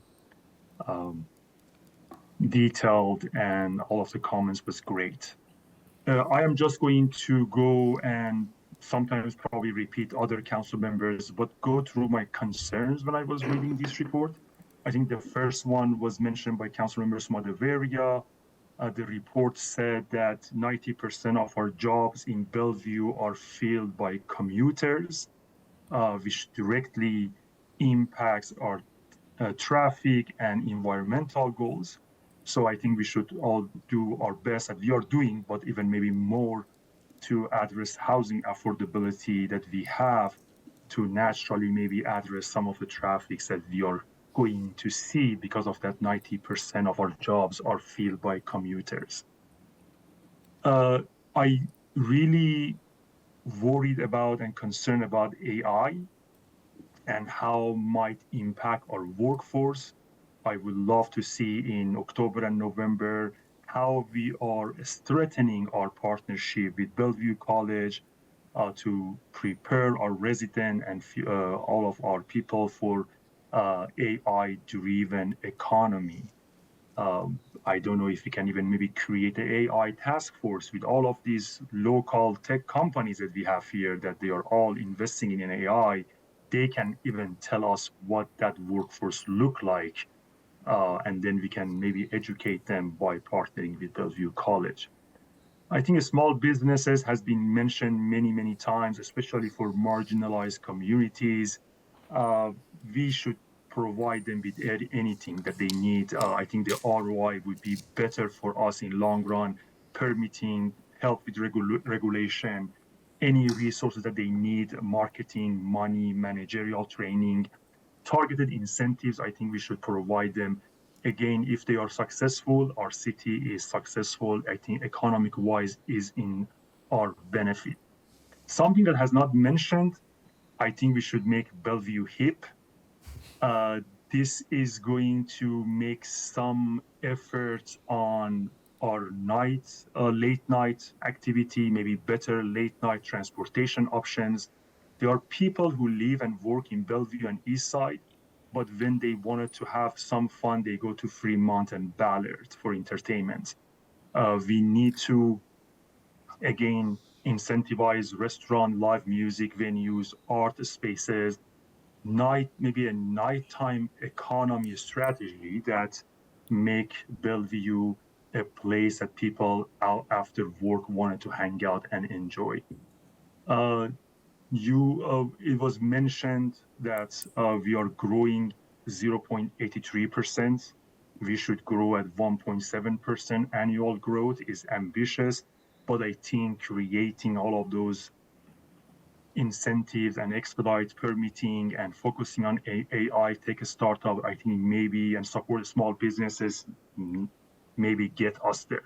The last comment that it was brought by maybe all of the council members is our estate tax environment is challenging. Not only we should try to improve that, but also we should focus on what is in our control. Again, permitting process and local incentives is our in control, and we should create solutions that address all of these challenges. Overall, great job, and thank you so much. Mayor, I am done. Okay, great. So I wish I didn't have anything to say, but I do. Oh, you didn't speak yet? Oh, Councilmember Bhargava, I'm so sorry. Your turn. It's okay. A lot of my points were already stated very more eloquently than I could have made them anyway. So all good. I want to start by just to thank you. It was very informative, a very helpful report, great progress, lots of great work. So thank you for doing what you're doing. I also on a personal note want to say thank you for including Irvine. Spent 9 years living there and really appreciate the quality of life. It's one of the better master plan communities in this United States. But I do think Bellevue gives it a run for its money for quality of life. So we're doing really good here. Quick things, some of the things that have been stated I will not go deep into, but one of my concerns is around diversification of our economy.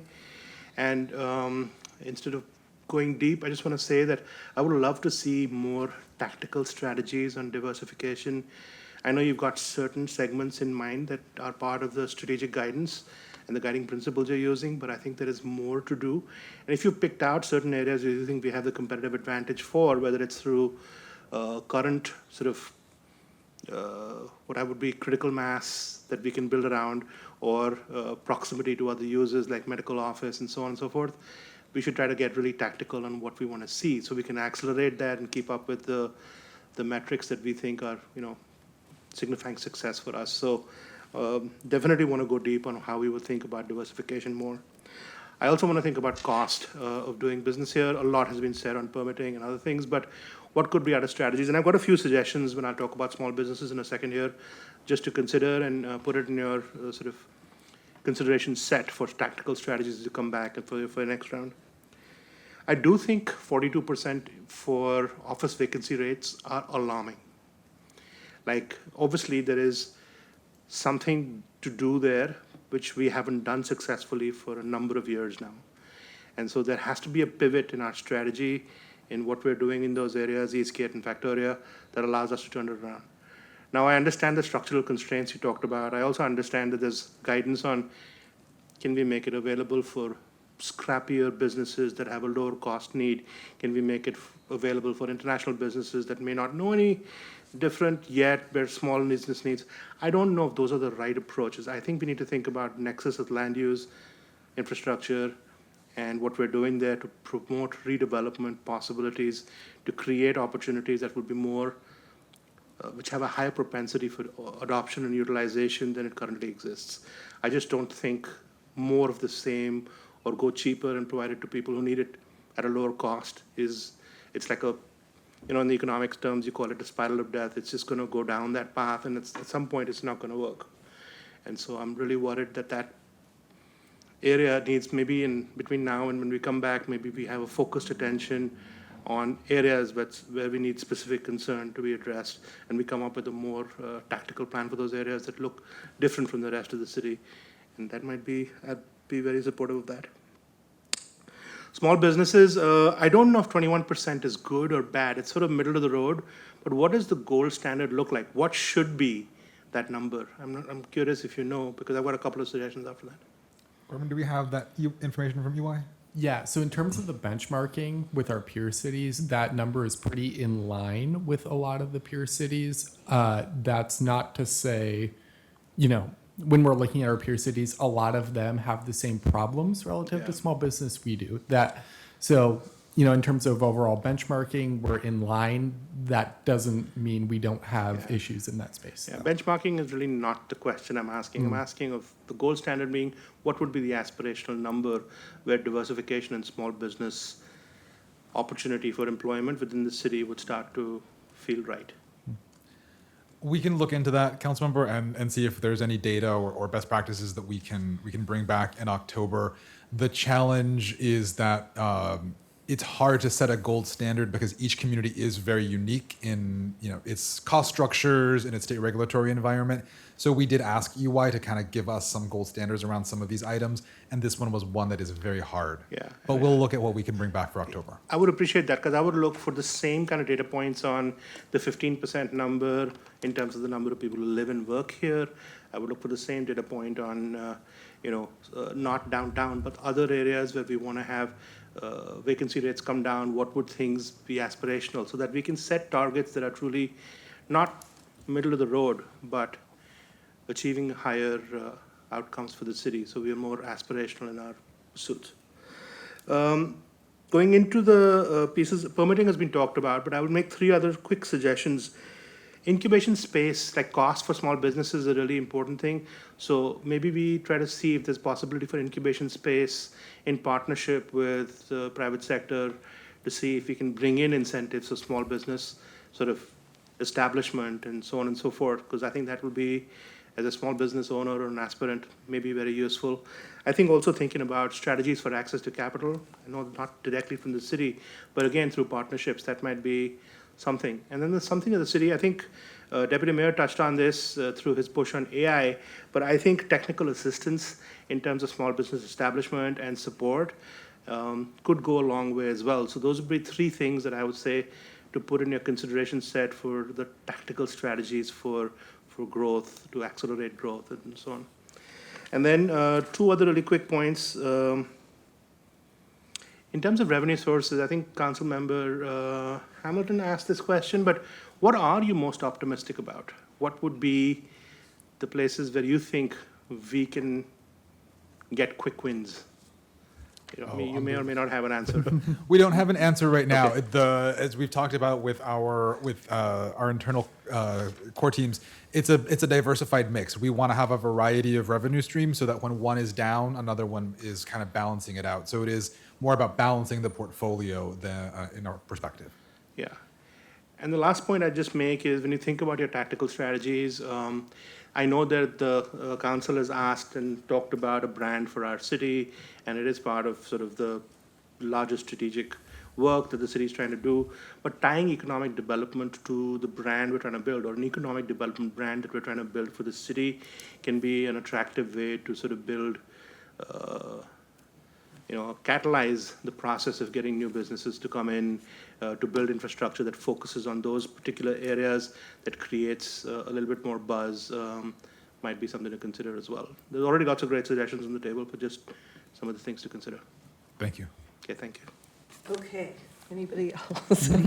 Okay, so I had like 6 validations. First of all, I want to commend the report and all the work that you have all done working with the consultant. I was very impressed with that report. Some of the data's old, some of it's from 2022, and I really hope that things are looking better today than they were in 22, and that maybe some of this, the data that we're seeing is not actually as bad. We're not as bad as the data kind of looks right now, because it was from 2022 and a lot has changed since then. So what? I can respond to that a little bit. Some of the job growth data may have changed a little bit. Some of the other data, like the office vacancy, is very recent. I saw that. Okay, so wanted to name, there were like 6 things that I felt really were validated by this report. Let's see. The value of preserving character of our neighborhoods. So I'm really curious how we're going to apply that to Old Bellevue. And I'd really like to see staff come back with a recommendation and a plan of what we're going to do for that part of town and any other part of town where we want to preserve the character. And so you don't have to answer right now. Let's see, number 2, the need to increase opportunity for people to live where they work. These are things that I think are important that the report brought out. The support of the Grand Connection, increasing investment in the arts, the need to speed up permitting, and the value of high quality of life. And I really appreciated how they brought that out and really emphasize that. So I do have 2 questions. One is they talk about, I remember when we had a consultant 5 years ago, and they told us that our economic diversity was terrible in Bellevue.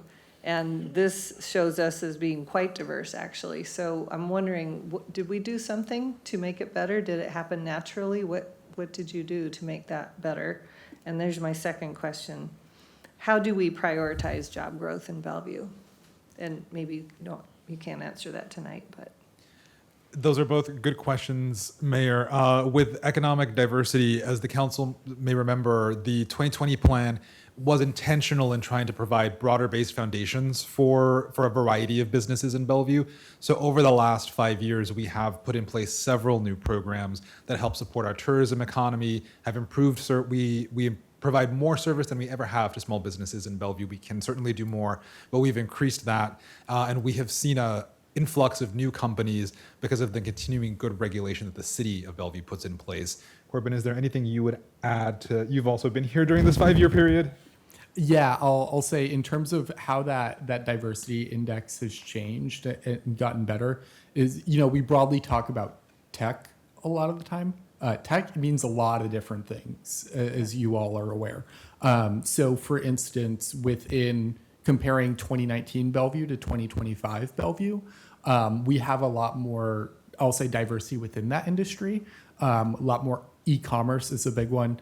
Amazon's the obvious one that springs to mind, but there are a lot of other companies in that area as well that are adding to that enterprise software base that Bellevue has traditionally been a leader in. And that's an example of some of those other sectors. Interactive media, video game development's another one on that front. So we've seen a lot of diversification within that broad tech group. But then there is more potential beyond that as well. Because those are still subject to some of the same forces. Yeah, well, good job. See what you can do when you identify and focus on it. So I'm feeling optimistic after this report. And then the other one is, do we have a plan for how we're going to prioritize job growth next? And that is also a really good question, Mayor. This plan is building around our comprehensive plan target for an additional 70,000 jobs by 2044. And so we are setting out that in this 6-year period, we get about 20,000 of those jobs, 22,000 of those jobs.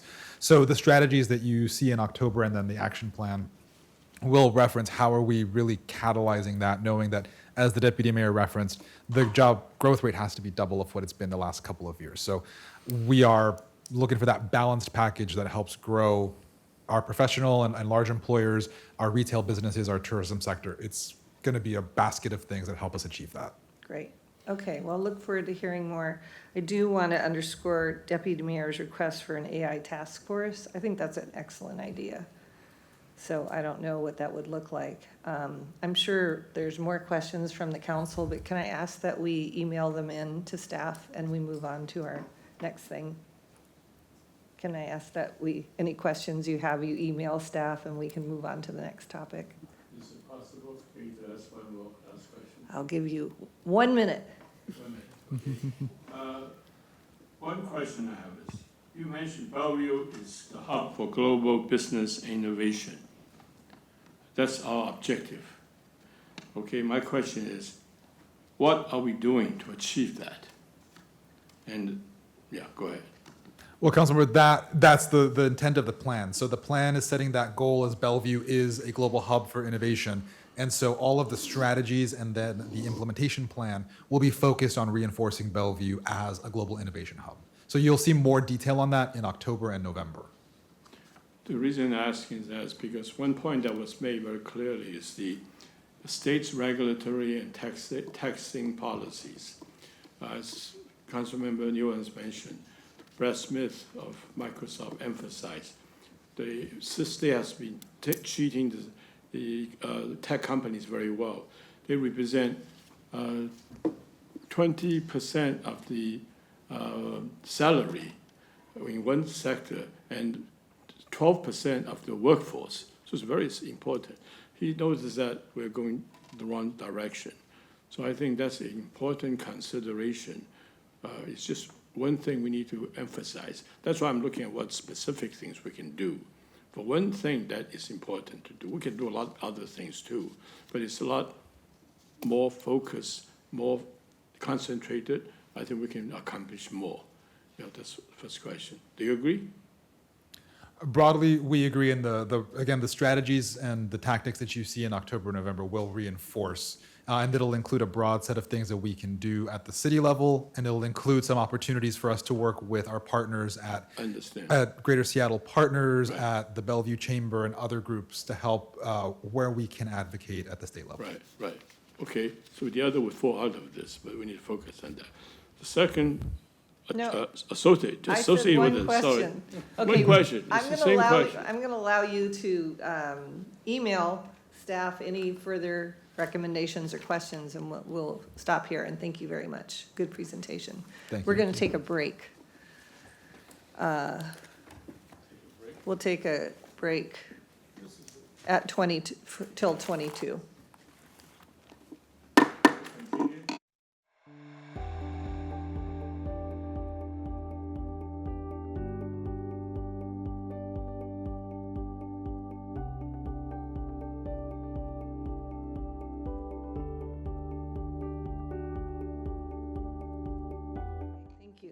So we shall go back on to our last study session item. City Manager, go ahead. Thank you, Mayor and council members.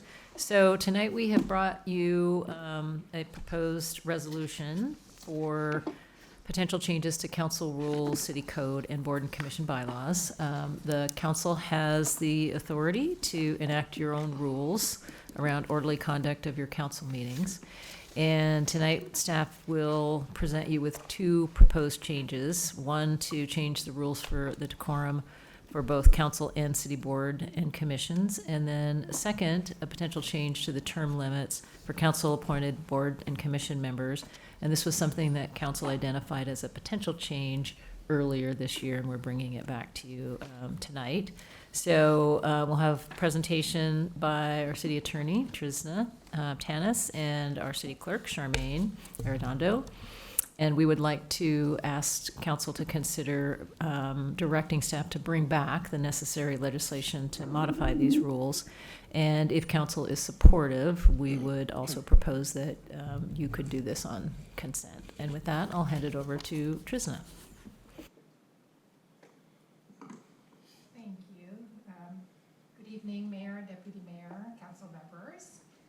As City Manager Carlson noted, we are here on a couple of pretty narrow amendments to council rules and board and commission rules related to decorum and then term limits for service in boards and commissions. So, next slide.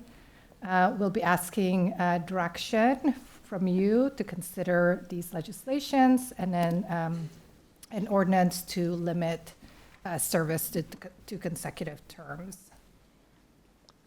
So our agenda tonight, fairly short. We'll start with the exclusion period changes and then the term limit changes. And then, so starting with the exclusion period, wanted to provide a bit of background here. As you all know, we have an ability to exclude individuals from participating and or attending council meetings as well as board and commission meetings. These rules are in the rules of decorum. The rules have now been in place for a little over 2 years. So council and boards and commissions and the city have had the opportunity to use these rules. The violations of these rules may result in exclusion, as I said, from either participating or attending future meetings.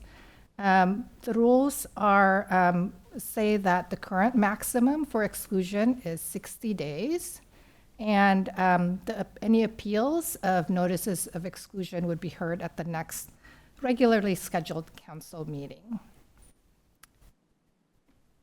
So the proposed changes has the intent of increasing the maximum exclusion period while at the same time keeping the ability to impose shorter duration as well as protection of legal rights.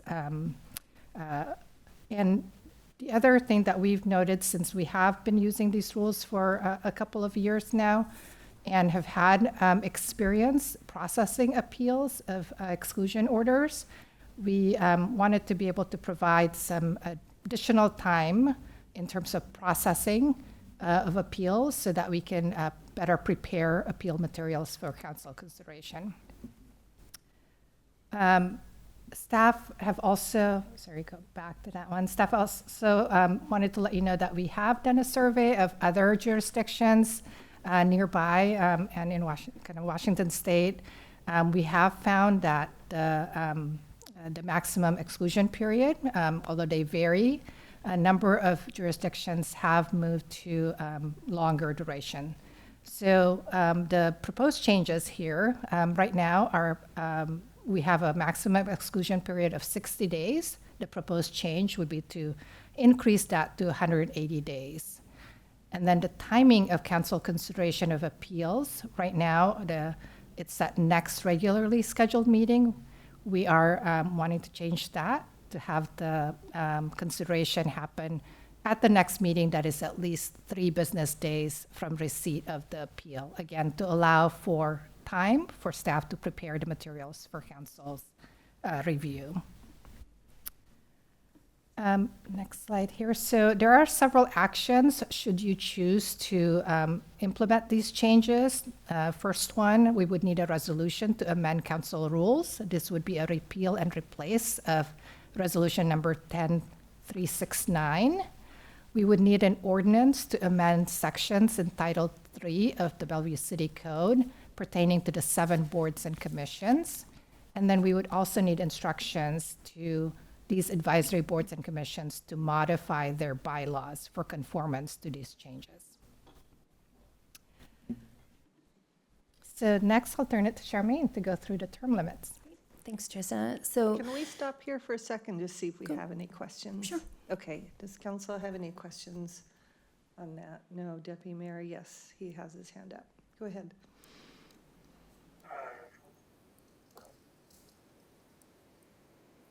Did you?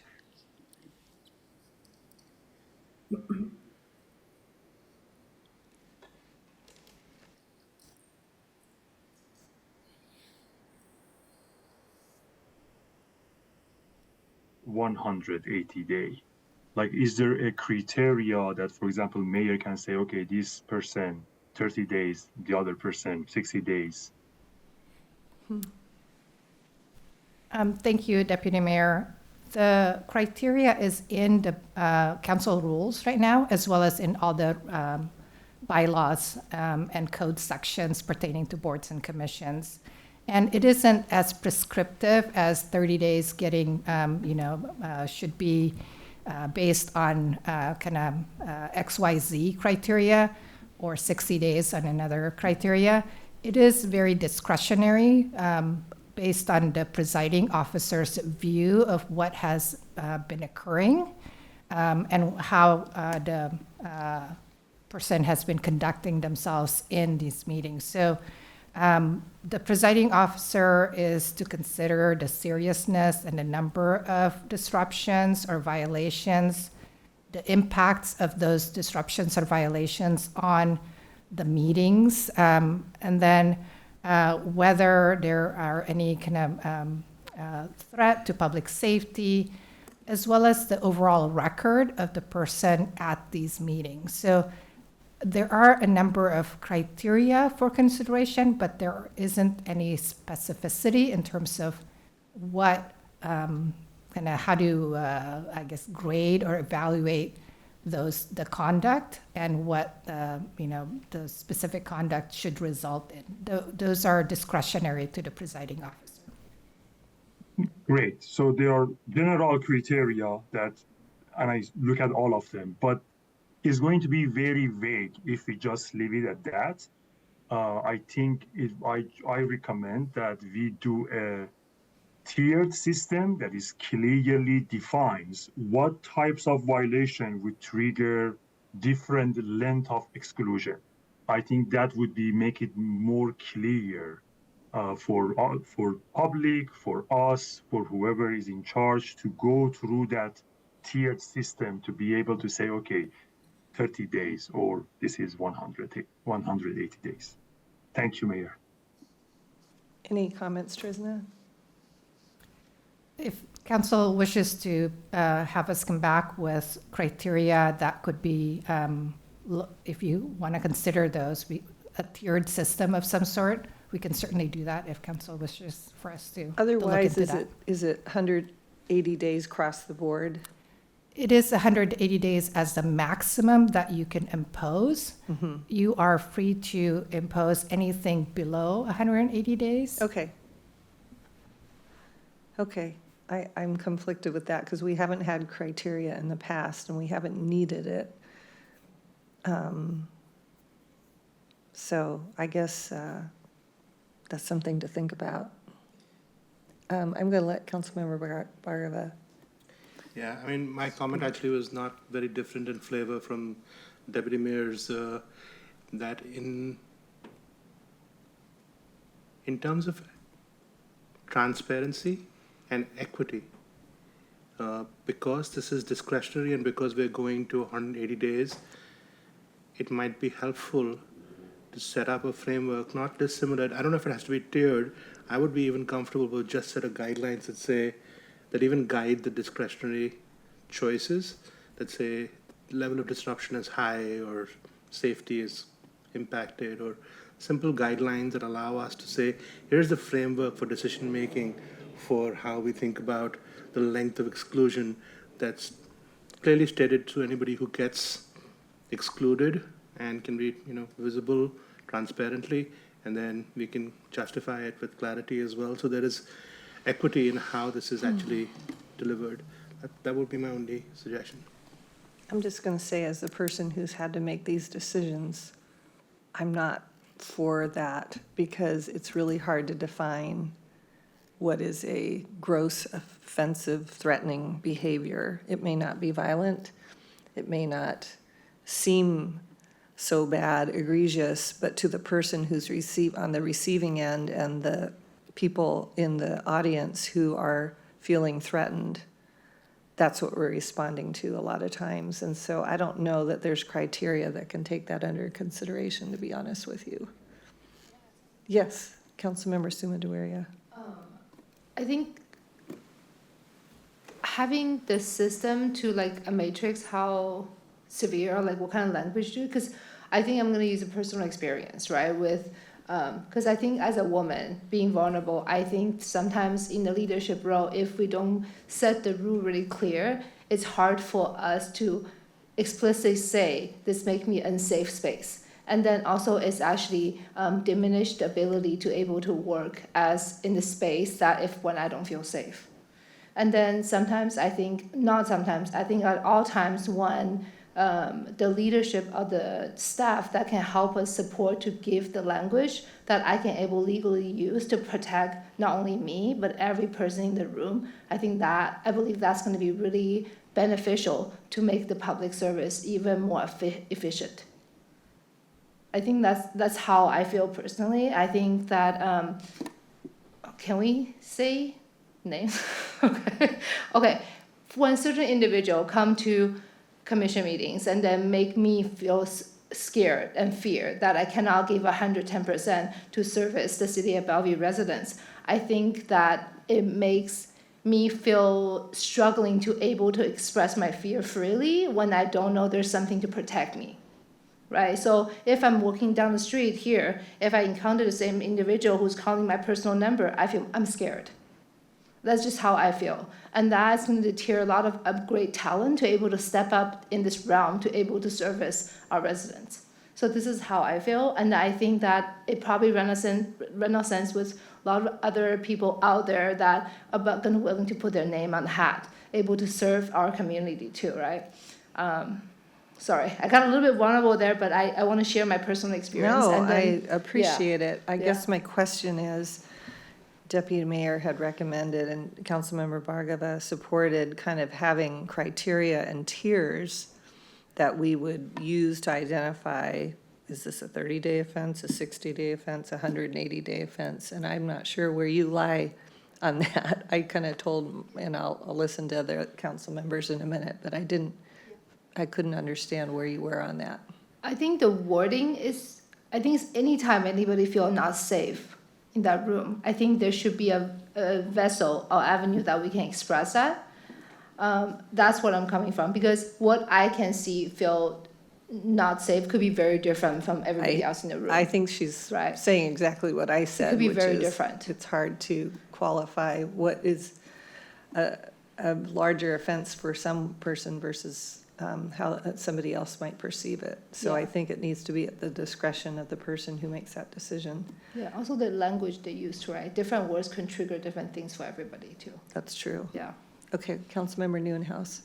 Thank you, Mayor. Yeah, I think we could spend days trying to thread the needle on some of these issues in terms of what bucket that it might fall into. Is that a 30-day versus 60-day versus 90-day?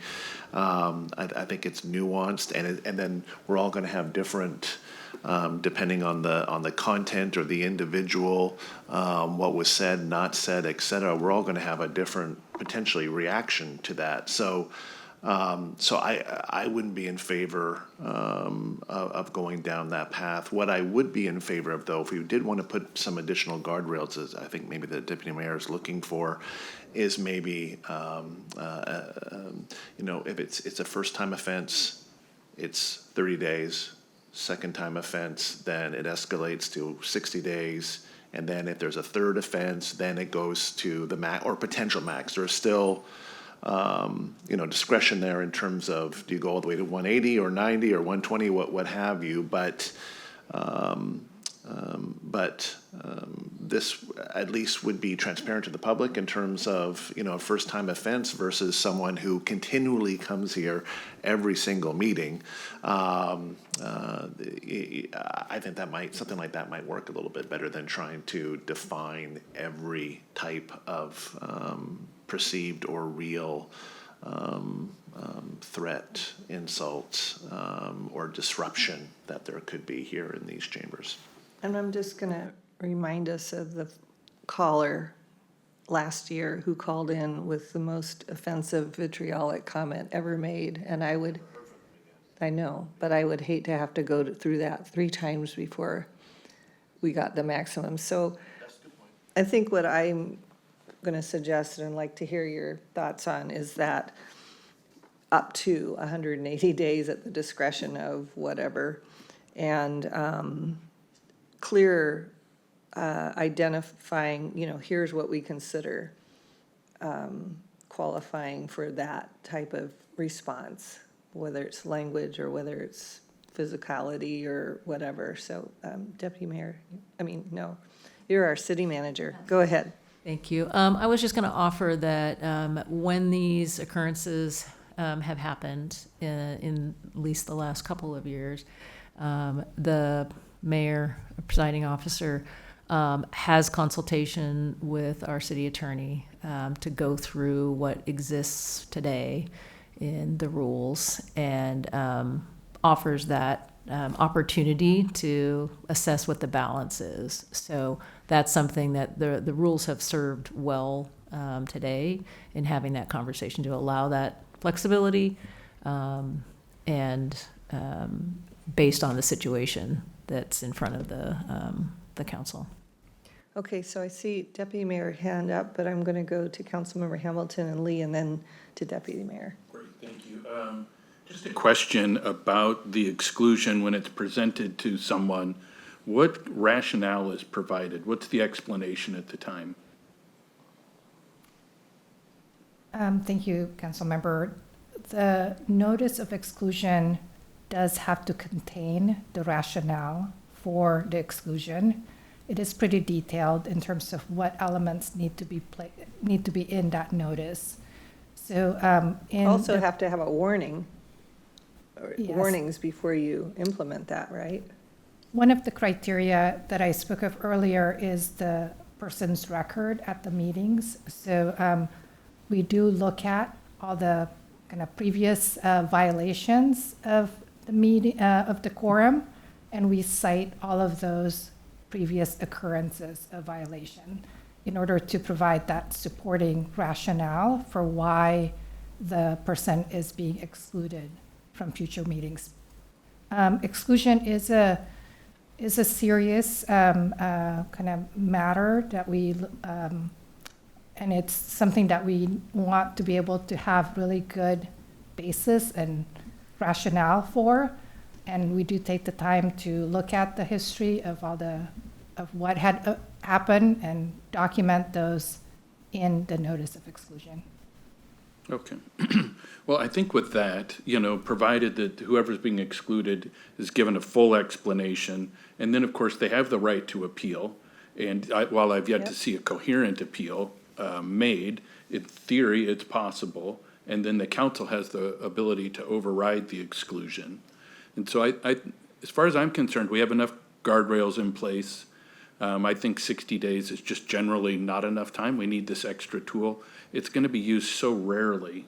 And considering the guardrails, again, with the explanation and the appeal, I think the way we have it here is what I'm in support of. Thank you. Councilmember Lee, do you have any comments? One question. The council rule applies to the boards and commissions as well, don't they? No, the boards and commissions have their own rules of decorum, but it mimics the council rules. So the proposed changes would include changing all the boards and commission rules of decorum to the same maximum of 180 days. Well, so just what I said, so it applies to boards and commission. Yes, but they're under different, they're in the code itself, and they have their own bylaws. I know, but they apply the same standards. Correct. Yeah, so Correct. whatever council does, it applies to them. Yes. So you presiding officer in that case is the chair of the board and commission. That's correct. Okay, not the mayor. Correct. Okay, mayor's presiding officer of the council. So that's going to be different application. Yes. Okay? So that puts another different perspective. The chair of the board commission would have to consider the same set of considerations. Okay, so just want to lay it out there. They have a dilemma as well. That's we are talking about spending council time. I don't know how they're going to decide on that. So given that, I think it's important, rather than rely on volunteer that are on chairing the board of commission, they have to make those decisions. I don't think it's a fair responsibility that they should take. So I kind of side with the deputy mayor that needs to be some guideline. Okay, take it kind of out of their hands a bit.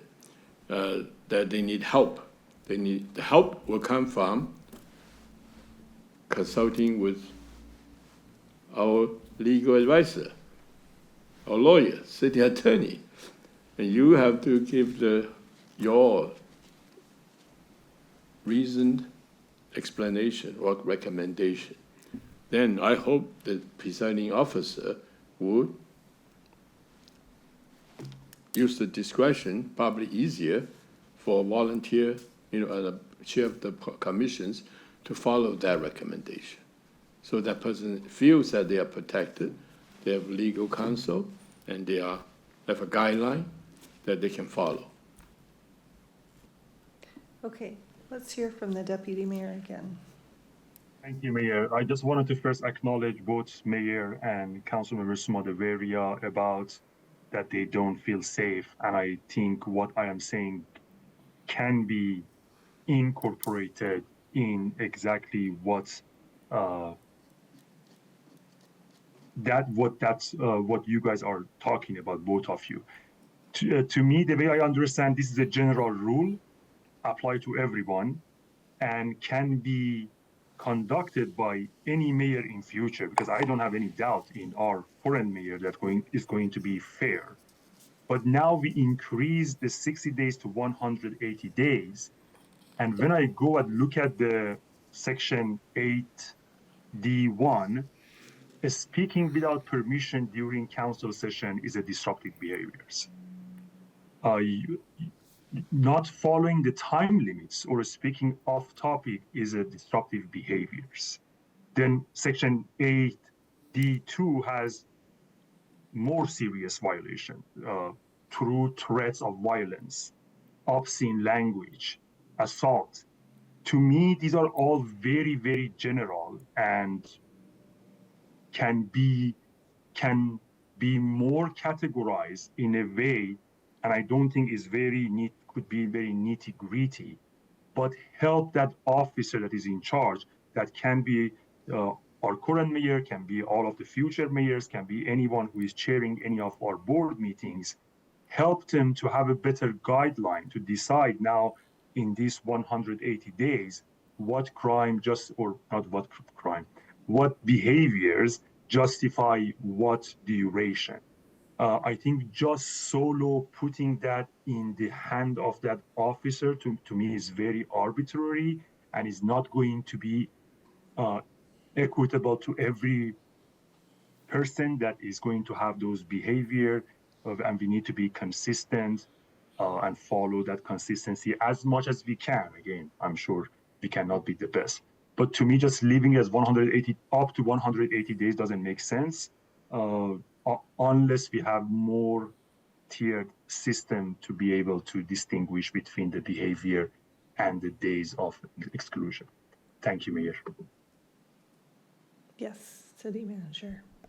Thank you, Deputy Mayor, for those comments. I just want to highlight again what our city attorney indicated, which is that this is a serious process, that we look back at the record. We take great care to document what has happened, and before providing any kind of recommendation or support for the presiding officer's decision in this case. So I would be a little concerned about narrowly constraining given the potential range of actions that we need to evaluate.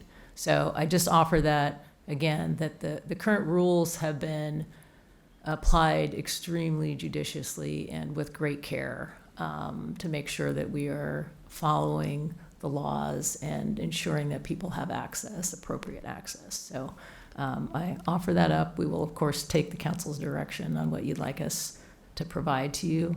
Yeah. I thank you. wonder, since we have different opinions on this, I wonder if I could get a motion for an ordinance to amend the BCC to update the timing of processing appeals of exclusions and to limit service. No, shoot. I just want to do it for the, I just want a motion that would just cover the exclusion and the, can you put up the last slide, I think, where we have the two things? There we go.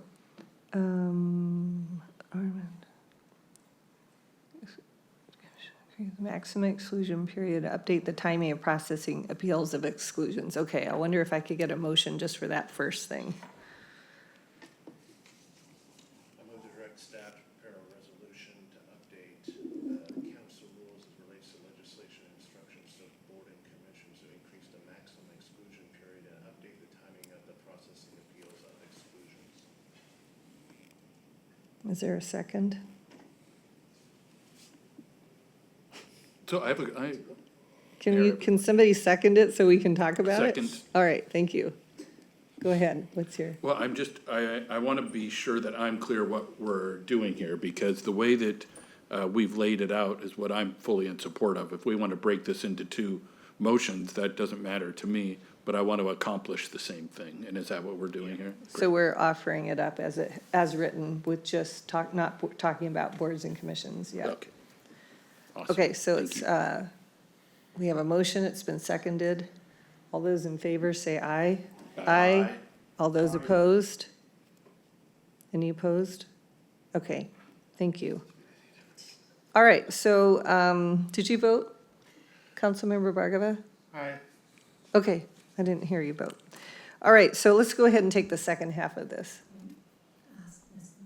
Thank you. So really quickly, given the hour here, we'll talk about the limitation of service as it relates to boards and commissions. So council has expressed an interest in expanding opportunities for residents to serve on the advisory boards and commissions. And in fact, at your council retreat earlier this year, the council discussed a minor modification to the terms of service related to the 6 council-appointed boards and commissions. And those are here on your screen. They're Arts, Environmental Services, Transportation, Parks, Human Services, and Planning Commission. Next slide, please.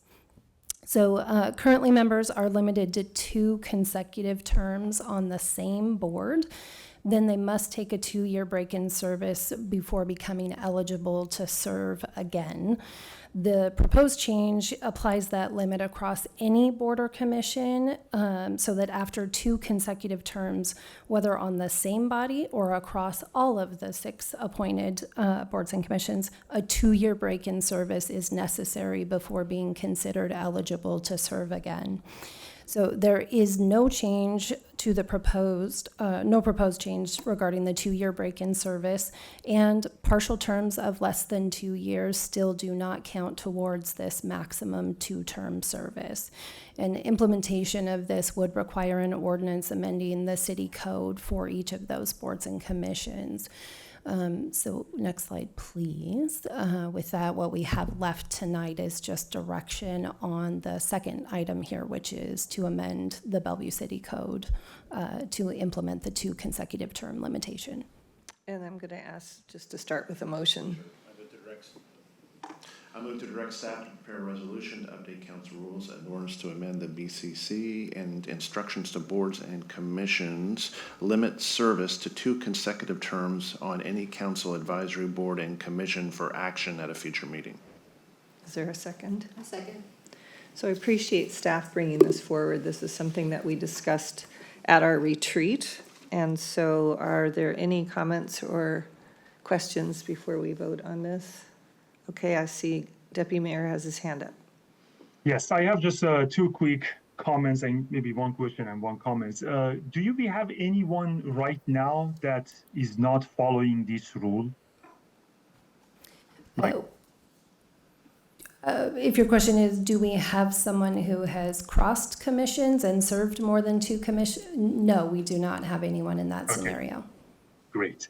And then my maybe comment is that the person who served 2 terms on a commission and now showing interest to do more, I think is a very valuable. There is a lot of knowledge that that person has. Have we ever considered creating a mentorship program that can, like, that this person apparently is very enthusiastic to serve more, that can run that mentorship program and transfer that experience that they gain after 8 years on a commission or boards and can train a new people that they want to serve. I think it's very important. We have this group of people has 2 things: the crazy amount of experience, 8 years, and then also passion and interest to serve again. I think we should utilize that in some way that is meaningful for them and is going to be meaningful for the city and our people. Thank you, Deputy Mayor. I hear you loud and clear there, and I agree that there is an effort around consistency and onboarding and continuity of board and commission members. And if we can somehow leverage the experience of these members who have given so much of their time to the city, that would be a fantastic addition and would be a benefit to new members coming on board. So I hear you, and we'll take that feedback into account. Thank you. Great input. Any other comments or questions? All those in favor say aye. Aye. Any opposed? Okay, that passes. And then I crumpled up my notes here, so I know there's something else that we read in our packet, because I read it and it was really interesting. It was our legislative agenda. Sorry, just a sec.